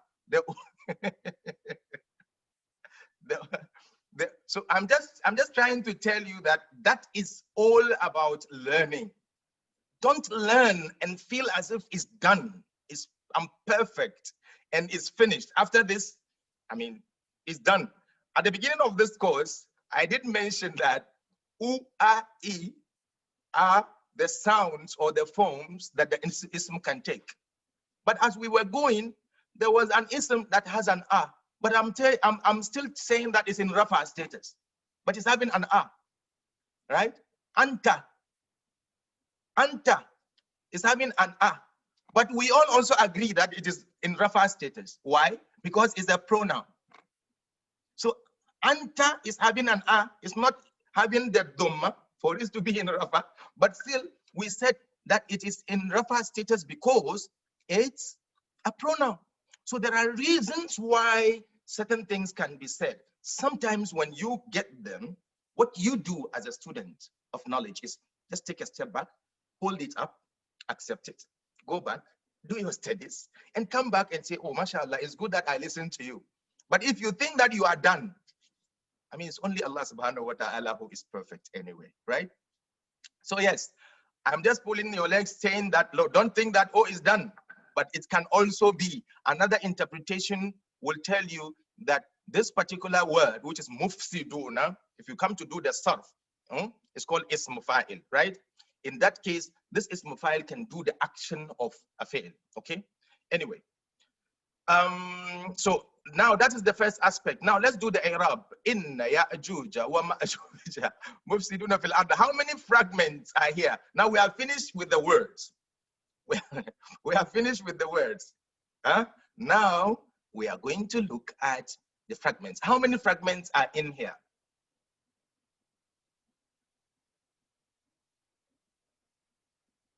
Fragments. Now when I say fragments, you know how many kinds of fragments we have, and how many of them do we have in this particular ayah? 5 fragments. MashaAllah. Hawa says 2. Okay. Adam Yaqub, can you give us all the fragments? Hawa, can you give me your fragments? So please do. Abdul Salam says 4 fragments. That's interesting. You know, that means we are learning. That means we are learning. And that is that's what learning brings, particularly in a group like this. I always advise people that come into the class. I like that. Muhammad Augustine, 3. Give me the 3 fragments. And please, if you give me the words, tell me what fragment it is. Okay? Ikram says 3. Okay, give me the fragment and tell me what kind of fragment is it. That is what we do. That gives you the closer understanding of the ayah. So tell me what kind of fragment is it and which words constitutes that fragment. I have 5, 2, 3, and 4. In fact, I have 4, 2, 3, 4, 5. MashaAllah. I'm waiting for Adam Yaqub. I'm waiting for Hawa. I'm waiting for Abdul Salam. I'm waiting for Muhammad Augustine, as well as Ikram.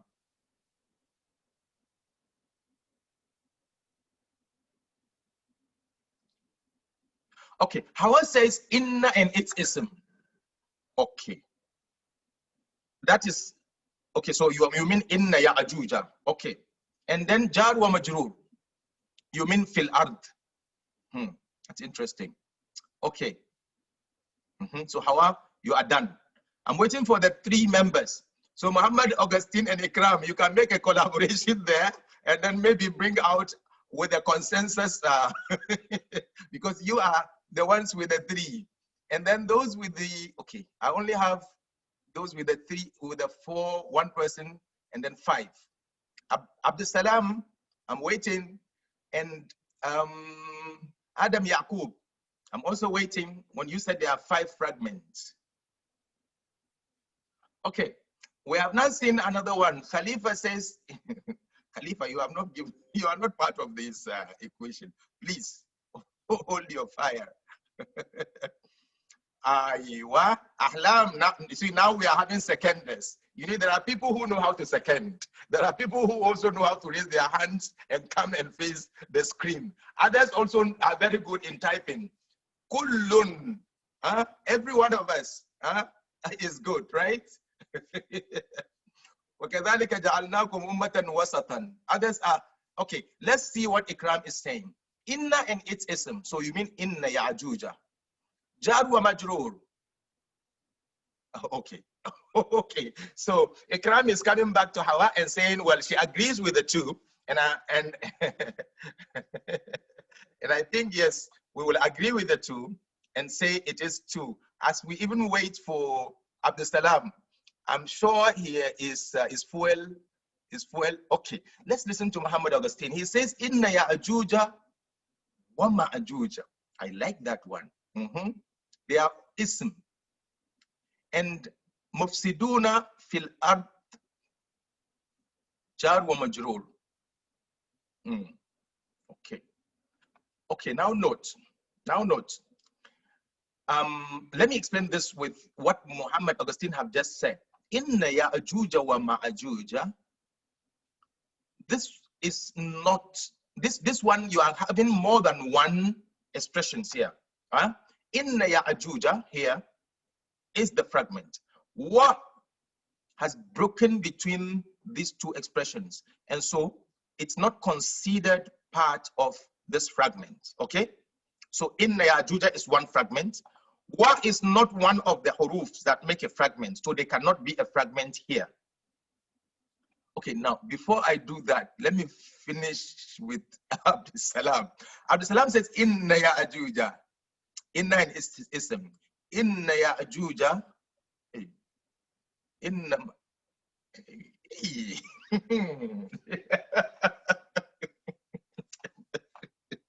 You know, Abdul Salam, mashallah, that is very good. You know, you have made me do laughing with Tanween. I like. I'm laughing with Tanween. Yes, very good analysis. You know, and this is one of the points I was making earlier. This is one of the points I was making earlier, that when you learn, you have to be open-minded and you have to be ready to explore and use your understanding to make expression, right?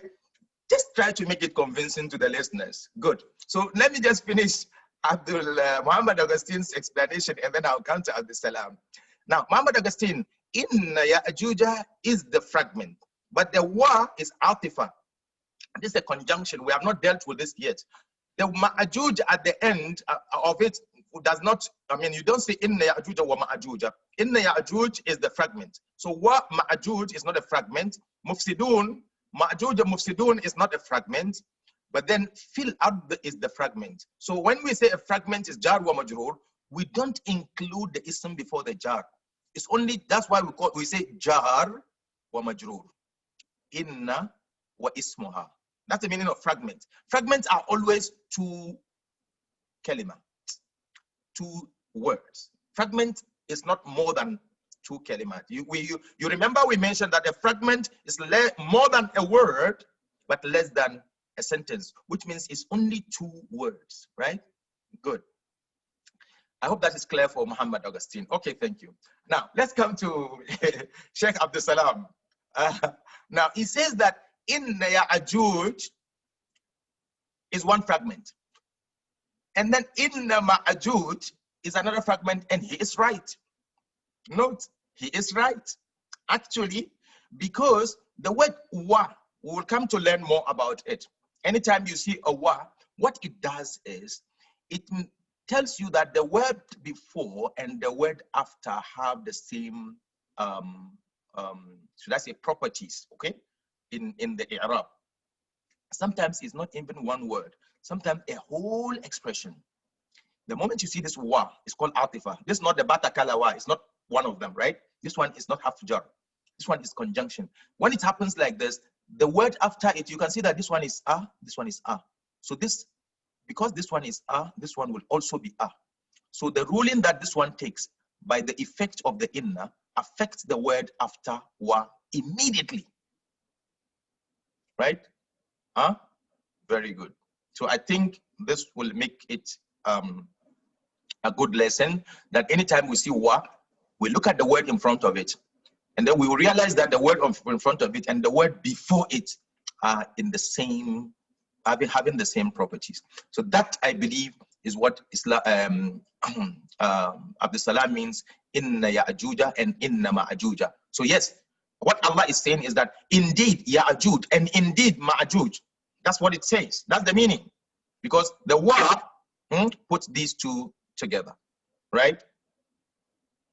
Good. So we say, then Muhammad Abdul Salam says, Inna Ya'juj wa Ma'juja mufsiduna. Oh, idafa. That's very interesting. You can't have, idafa is always two words. Okay? Idafa is, I mean, you have a word and the mudaf ilayhi. Yes, a mudaf and the mudaf ilayhi. But in this case, mufsiduna is the khabar of inna. Right? Mufsiduna is not mudaf ilayhi. Abdul Salam. Okay. Fil ard, yes, is jar or majroor, right? Fil ard is jar or majroor. So we can say that based on what you have mentioned, it is 3. Okay. Good analysis. Shukran. Okay. Inna ya'juj wa ma'juj mufsiduna fil ard. Khabar. What? Okay. Inna harf of nas. Okay, let's listen to okay, I don't know what badr means by that. Because the whole of that cannot be khabar. Okay? Okay, so you mean inna ya'juj wa ma'juj mubtada and then mufsiduna fil khabar. What is mubtada? We have not learned mubtada yet. So don't take us there, okay? Now the next one is A'lam Yunus. It says inna harf of nasb ya'juj. I like it when we learn in a lot of, that is really the good thing about coming to class, right? You wouldn't have this if you learn alone at home. Inna harf of nasb. Ya'juj ism inna. Yes, 1. Absolutely. Wa harf of atf. Okay. Ma'juj is ism inna. 2. Yes. Okay. And then mufsiduna fil ard. Mufsiduna khabar. Inna and then fil ard. But this is what I'm not asking. I'm just want to know how many fragments we have. I didn't ask you for the i'rab. Okay?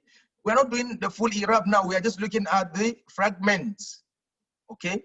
Let's look at the fragments first and then we'll do the full i'rab later. Okay. Now let's look at okay, merci also, merci. And merci, très bien. Bashir says, okay, apparently Ikram was correct. However, she did. Yes, yes, yes. Everyone is correct. Everyone is correct. Just let's explore more, okay? Good. So now we have realized that we haven't, generally, we say we have 2 fragments, inna and its ism. But if you say there are 3 fragments, I will accept in the fact that you are saying the wa is atifa, which we have not learned yet. And I wouldn't like us to be jumping the gun. I know a lot of you know how to do the i'rab, but we are going step by step with a certain methodology. So hold on your fires until the time is right for us to unleash them, okay? Good. Inna ya'juj is the first fragment and then fil ardi is the other. I think we'll go by that. Dhalika min ayat Allah. Dhalika min ayatillah. How many words are here? How many words are here? Dhalika min ayatillah. How many words are here? Dhalika min ayatillah. Yes, there are 4. Okay, there are 4. And I don't want ITKs, right? There are 4. Good. Good. Dhalika and min ayati Allahi. How many fragments do we have here? How many fragments?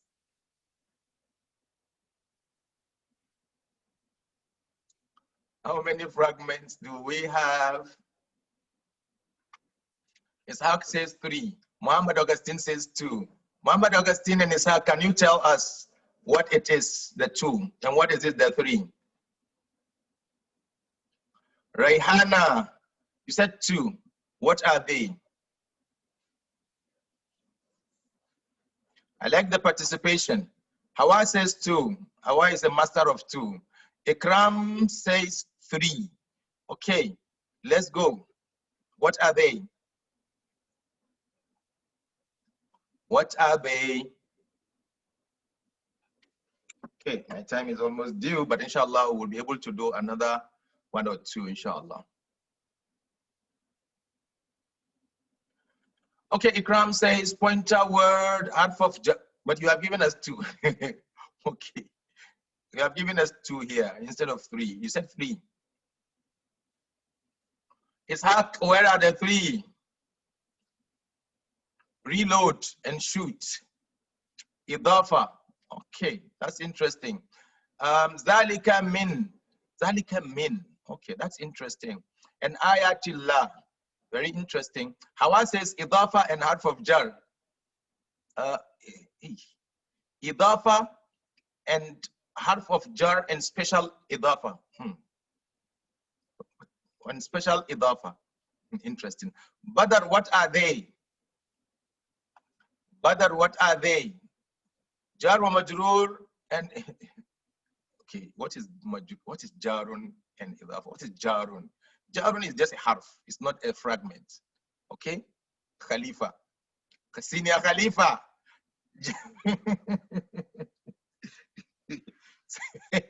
Senior Khalifa, jarun is and your jarun is also in capitals. Okay. Okay. Very good, to be simple. Go ahead. Okay. Actually, that's this. Okay, let's explain this so that we go forward. I will do this, and then we'll do a little bit of the i'rab generally, and then we'll finish today's discussion. Okay. Zalika min ayatillahi. Yeah, no shortcuts. There is no shortcuts. I agree with you. Please tell Khalifa. You can tell him that one private because he knows you. Okay, no shortcuts. Now, ذَلِكَ مِنْ آيَاتِ actually does not have a fragment of Ismul Ishara. You remember we said Ismul Ishara, to be a fragment, it has to have a word with al in front of it. But there's no al here, so there's no fragment. Okay? There's no fragment here with regards to Zalika. There is a jumla, so there is an is after there in translation. Min ayati is jar wa majroor. This is one fragment, and ayatillahi is mudaf ilayhi. But this one is also not special mudaf. Hawa. This is a normal mudaf. Okay. Now, with that, at least fragments, you are good at it. Can we do i'rab? Can we do general i'rab? So when we do the general i'rab of inna ya'juj wa ma'juj mufsidina fil ard, what we say is that inna is harf of nasb, ya'juj is ism of inna, so inna ya'juj. Wa, of course, we leave it for now because we have not dealt with it, but for your information, and I know all of you know it, is atifa. It means it's a conjunction. How do you differentiate this one with the wa in the batakala wa? The fact is that this one mostly would come between words, and it makes the word before and the word after have the same SNGT. But the one in batakala wa, most of the time we'll see it at the beginning, and it will make the ism after it majroor, right? Good. So this one is atifa. And note, that is the work atifa does. It makes the word before and the word after have the same SNGT. Good. So in this case, Ya'juj is ma'tufun ala Ya'juj. Sorry, Ma'juj is ma'tuf ala Ya'juj. It means ma'tuf will take the same, Ma'juj will take the same properties like Ya'juj, right? So that's why it is also nasb. Very good. Mufsiduna is the khabar of inna. So in this case, we're having mubtada. The whole of this is mubtada. Inna Ya'juj or Ma'juj is mubtada. Mufsiduna is khabar. And then jar wa majroor will come here. Muta'allik bihaza al-khabar. Okay? MBK. Then zalika min ayatillahi. Okay? Zalika min ayatillahi. Zalika is ism al-ishara. Because it's an ism, so it is mubtada, right? Min ayatillahi is jar wa majroor, MBK, and then ayati is mudaf, Allahi is mudaf ilayhi, right? So zalika mubtada, and min ayatillahi is the khabar, right? So we're having Jumlah Ismiyyah, and we have seen the components, mubtada, khabar. Ilahukum, ilahun, ilahukum, ilahun wahidun. So ilahu, kum. You can see the ilahu is one word, kum is another, ilahun is another, wahidun is another. So ilahu is mubtada, rafa. You can see the u. Wa huwa mudaf. So we say this is another mudaf, kum is mudaf ilayhi. So the whole of this is mubtada, the whole of that is mubtada. Ilahun is the khabar of the mubtada. Ilahun clears the curiosity of ilahu. the first ilahu. Ilahu, this first ilahu is the mubtada because it starts the sentence. Okay? Kum, your Lord, or your ilah, your God. Okay? Your God. So this is mubtada, the whole of that. Ilahun is the khabar. It clears the curiosity raised by that. And then wahidun is sifa to ilahun. Okay? So we have mubtada and khabar and sifa. Al-haqqu mir rabbikum. Al-haqqu mir rabbikum. So we say al-haqqu because it's an ism. Of course, this jumla ismiyyah. In the first beginning, these are the steps. You know the jumla, you know the number of words, you separate them, you do the i'rab, and that's it. So jumla ismiyyah, and then why is it ismiyyah? Because it starts with al-haqq, which is an ism. How do I know that it's an ism? One of the very easy things to know that a word is an ism is alif and lam. Because alif and lam doesn't go into a harf or an ism. Okay? Alif and lam can always enter into an. For instance, we also say that, oh, this word is having a haraka. A certain haraka will also make me know that this particular word is an ism. For instance, there is this ruling in Arabic. I'm sure a lot of you know it. And this is one of the things that you keep as a guide for you to know the difference between an ism and a fi'il and what separates them. For me to know that a word is an ism, one thing that will never happen is that you will not see it taking sukun. Okay? An ism doesn't take sukun, particularly if it is flexible. When it is also having a kisra, I know it's not a fi'il. So a fi'il doesn't take a kisra. So we say al-asma la tuzzam wal af'al la tujar. Okay, so these are some of the things. Then one of them is the al. Anytime I see an al, I know is an ism. So al-haqqu is an ism. So therefore this ayah is jumla ismiyyah. So if it is jumla ismiyyah, what is the next thing?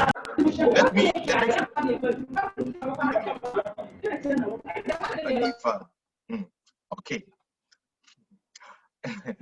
Al-haqqu min rabbikum. Al-haqqu is mubtada because it is jumla ismiyyah. So I'm looking for mubtada and khabar or MBK. Okay. So al-haqqu is mubtada, min harf of jar, rabbi is majroor, MBK, rabbi is mudaf, kum is mudaf ilayh. Dhalika Isa ibn Maryam. Okay. So dhalika Isa ibn Maryam. So dhalika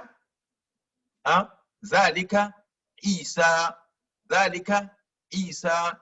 ibn Maryam. Okay, so this is another expression that shows, gives us the zalika, which is ismul ishara, ismul ishara, which is having a word in front of it that is not what? That is not having an alif and lam. So there is a sentence here. So there is an is. That is Isa. So that is Isa. So that is mubtada. Okay, because it's an ism and it's starting a sentence. And then Isa is the khabar because it raises or it erases the curiosity. Okay, that is here. That is raised by zalika. And in your translation, you say that is Isa. That is Isa. Okay, Ibn Maryama. This Ibn is actually referring to the zalika or the Isa itself. Okay, Isa Ibn Maryama. So you can say that this one is actually describing that. Okay, the sifa to Isa, which is the khabar. And khabar, it's marfu, of course. The Ibn will become marfu. Okay, and then Maryama is mudafun ilayhi. Majrurun bil fatha because it is it's partly flexible, right? So you say dhalika Isa ibn Maryama. It's another jumla ismiya. Ana aktharu minka malan. Jumla ismiya. Yeah, I like it. Jumla ismiya. Why is it jumla ismiya? It's because it starts with an ism. The ism here is what? Ana. Ana is a pronoun, so it's an ism. So ana aktharu minka malan. Ana aktharu minka malan. So you say ana is an ism, therefore this jumla is jumla ismiya. Where do we see, but I forgot to tell you also one thing. Sorry, I have to mention it here. That when you have the mubtada and you have the khabar, they are always both of them in rafa status. Please pardon me for not mentioning this. Okay, they are both always in rafa status. Mubtada is always in rafa status. and Khabar is always also in Rafa status, right? Unless, of course, if it is preceded by Inna and its sisters, like this one, right? So then we say it's taking the nasb fatha in this case. It becomes mansub. However, the whole of the Inna Ya'juja is actually in the state of Rafa. It's actually marfu. Okay. Ana rabbuka is also a Jumlah Ismiyyah. Why? Because Ana is an ism. So we have Ana rabbu, Mubtada, Khabar, mudaf, mudaf ilayh.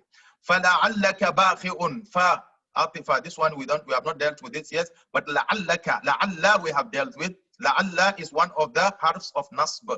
Okay, لَعَلَّ is one of the harfs of nasb. And the ka here, note, very important, ka is not mudaf ilayh. Because a lot of the time we make this mistake. لَعَلَّكَ, and we'll be thinking that it's mudaf ilayh. Because you can't do a mudaf ilayh to a harf. You can only do mudaf ilayh to an ism. You can't do a mudaf ilayh to a fi'l. We can only do mudaf ilayh to an ism. You see, these are some of the things, they are markers. Mudaf ilayh is always to an ism, not to any other thing, any other word of the two, right? So la'alla is harf of nasb, and then the ka is the ism of la'alla, and then bakhi'un nafsaka, the whole of that one becomes the khabar. Okay? Of course, bakhi'un is the khabar, mudaf, and bakhi'un nafsaka. Just another thing here. فَلَعَلَّكَ, who can tell me what is the, which part of this jumla or this particular ayah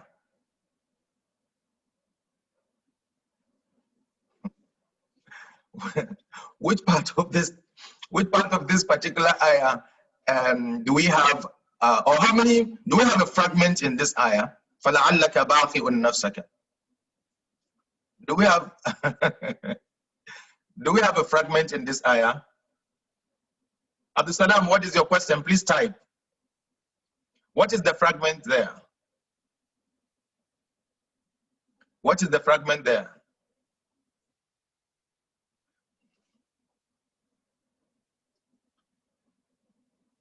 Okay. Okay, very good.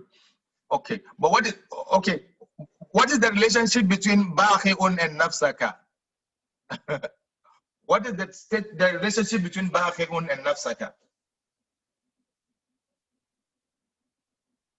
Is there a relationship?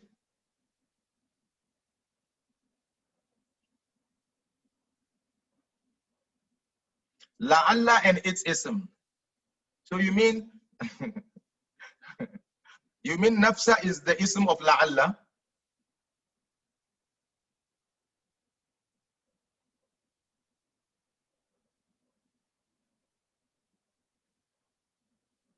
No, this is okay. This is for another class, but I just wanted to see if you have read deeper. But for your information, the word bakhi'un, like fa'ilun, I did mention earlier on that in your, no, bakhi'un is not mudaf. Yes, this is what I expected you to say. But bakhi'un here is not mudaf. Bakhi'un is ismul fa'il, and ismul fa'il ta'malu or ya'malu amal al-fi'il. And so nafsa will be maf'ul bihi for this particular fi'il. There is actually a fi'il here. When we come to it, we will mention we are not there yet. But nafsa is not the ism of la'alla, and it is also not mudaf ilayh. Okay? Ta'kid. Ta'kid for which word? No, it's not ta'kid. Mu'akkad. Ayn kalma. Where is the mu'akkad? What are you doing the ta'kid of? So Ibrahim, what are you doing ta'kid of? Ta'kid will always have a mu'akkad. Where is the word you are doing ta'kid of? Ka.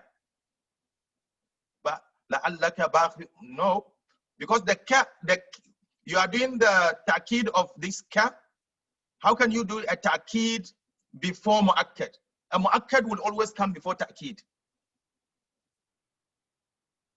Okay? In this case, ka is mudaf ilayhi of nafsaka. That one is mudaf ilayhi. But this one is in another topic where ismu fa'il acts like a fi'il. Okay? But we will deal with that one not now, inshallah. Alhamdulillah is Jumlah Ismiyyah, Mubtada is Alhamdu, and then Lillahi is the eraser of the curiosity of Alhamdu. So Mubtada and Khabar. In this, sorry, and Muta'allik bi Khabar, because it's Jar wa Majroor. So in this case, the MDK is here. Lillahi. Lillahi. Antum Muslimuna. Antum is an ism. So Jumla Ismiya. Antum Mubtada. Muslimuna Khabar. Marfu. So this one is Marfu. This one is Marfu. Why is this Marfu? Every independent ism pronoun is in Rafa status. So it's Marfu. Muslimuna is also Marfu. What is the sign of Rafa? Una. Inna hadihi tazkira. Inna is harf of nasb. Hadihi is ismun. Ismul ishara. Okay. Mansub also is in nasb status. Why is it having kisra? Because it's non-flexible. Okay. Mabni. So it does not change. That's why it's having the kisra. But it is the ism of inna. It's supposed to be in a state of nasb. Okay. Fi mahall nasb, if you can say that. Tazkiratun becomes the khabar of inna. We did mention that inna and its ism, they make the mubtada rafa and they make the khabar, sorry, they make the mubtada nasb and they make the khabar rafa. So inna hadihi tazkira. Tazkira is the khabar. Huwa al-ghafuru al-wadudu. Huwa al-ghafuru al-wadudu. Wa is atifa, leave it alone, aside. Huwa is an ism, so Jumla Ismiyyah, and it is Mubtada.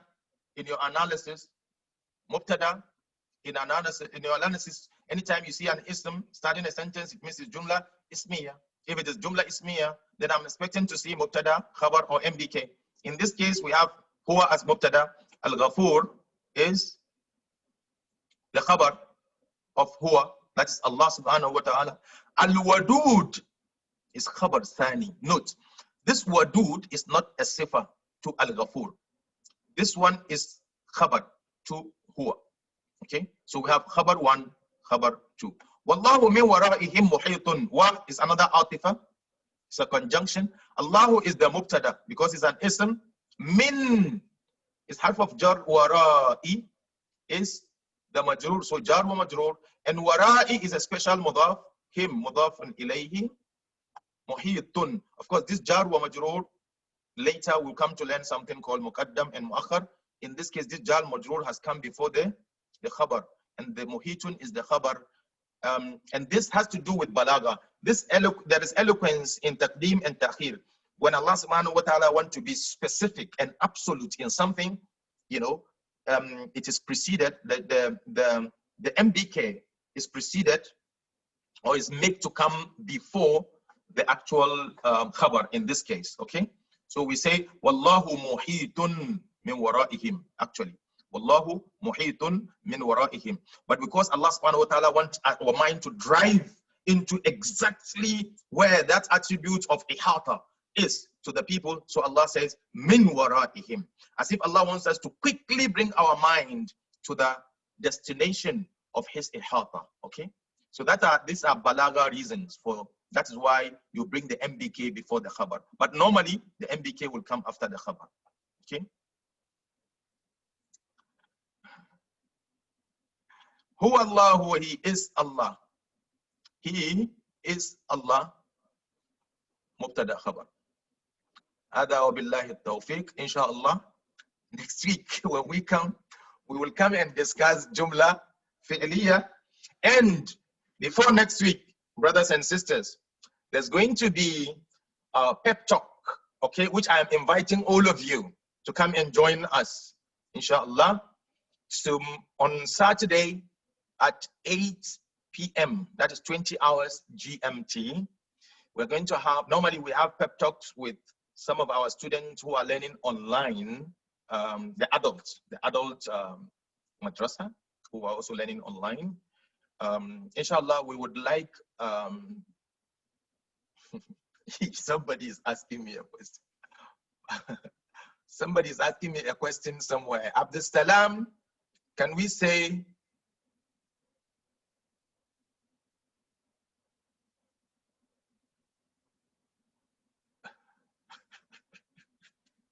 Allah Wahid is khabar of ilahukum? Which one is that? Is it the one I mentioned earlier, Abdul Salam? Allahu Wahidun is the Khabar of, let me go back. What is Allahu Wahidun? Allahu Wahidun. That's Allahu Wahidun. I can see Allahu Wahidun here. I know we did something about Allah. Or you are forming your own sentence, Abdul Salam.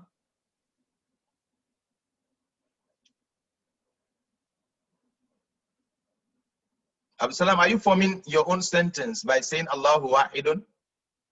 Yes. So, or you're talking about,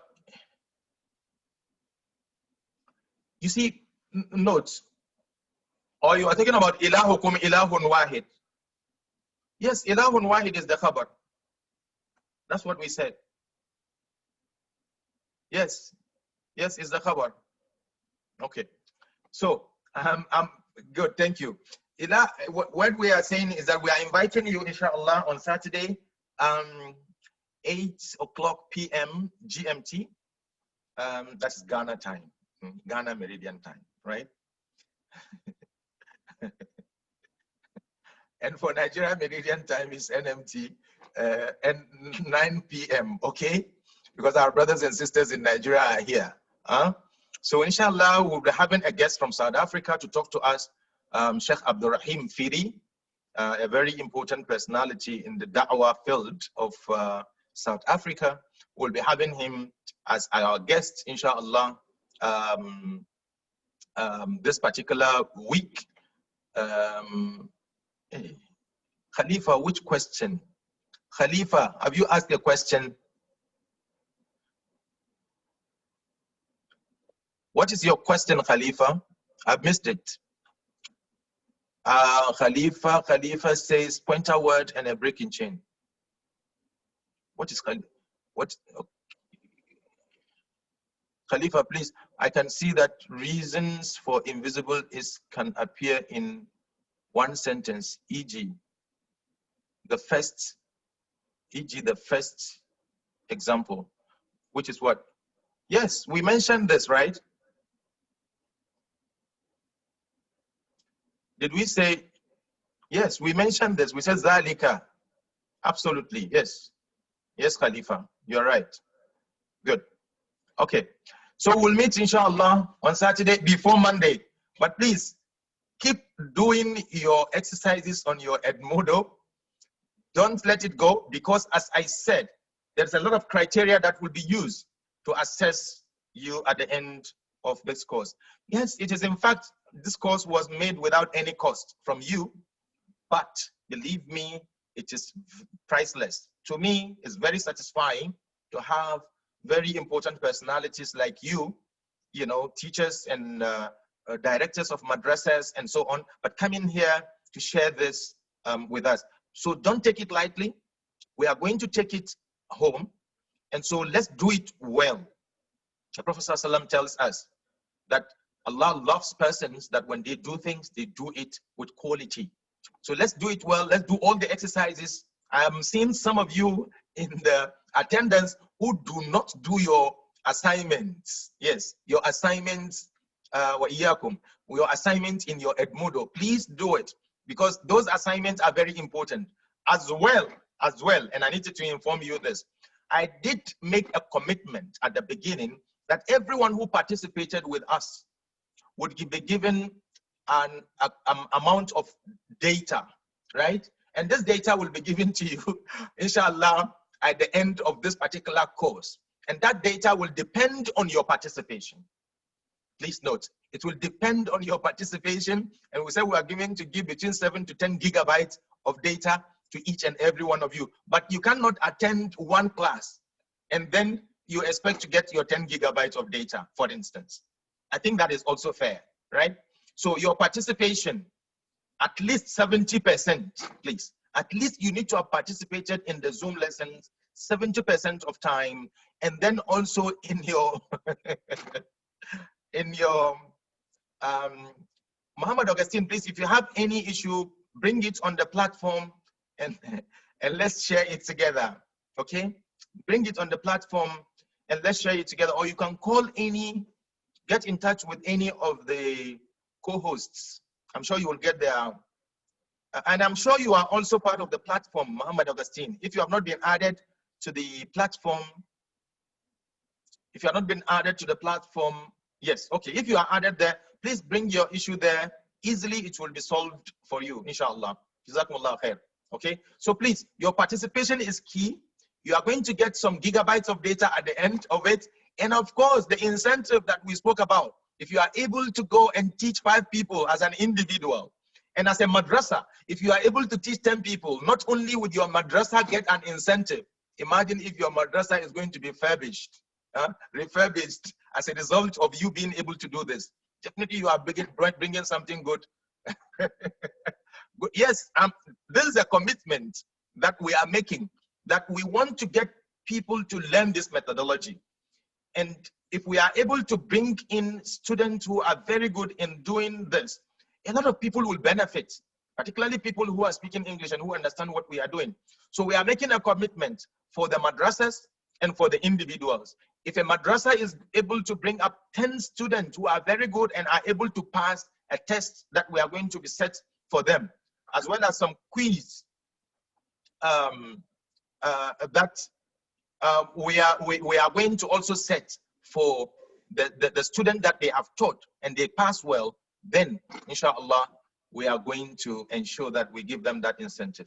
May Allah subhanahu wa ta'ala assist us all, and may He fulfill all our wishes. I know a lot of us here have goodwill for doing what we are doing. May Allah subhanahu wa ta'ala assist us all. Subhanakallahumma wa bihamdik, ashhadu an la ilaha illa anta, astaghfiruka wa atubu ilayk. Inna Allaha wa malaikatahu yusalluna ala nabi. يا أيها الذين آمنوا صلوا عليه وسلموا تسليما سبحان ربك رب العزة عما يصفون وسلام على المرسلين والحمد لله رب العالمين والسلام عليكم ورحمة الله وبركاته. وإياكم. شكرا. شكرا Osman. Osman, I haven't heard of you today. Shukran. Assalamu alaikum.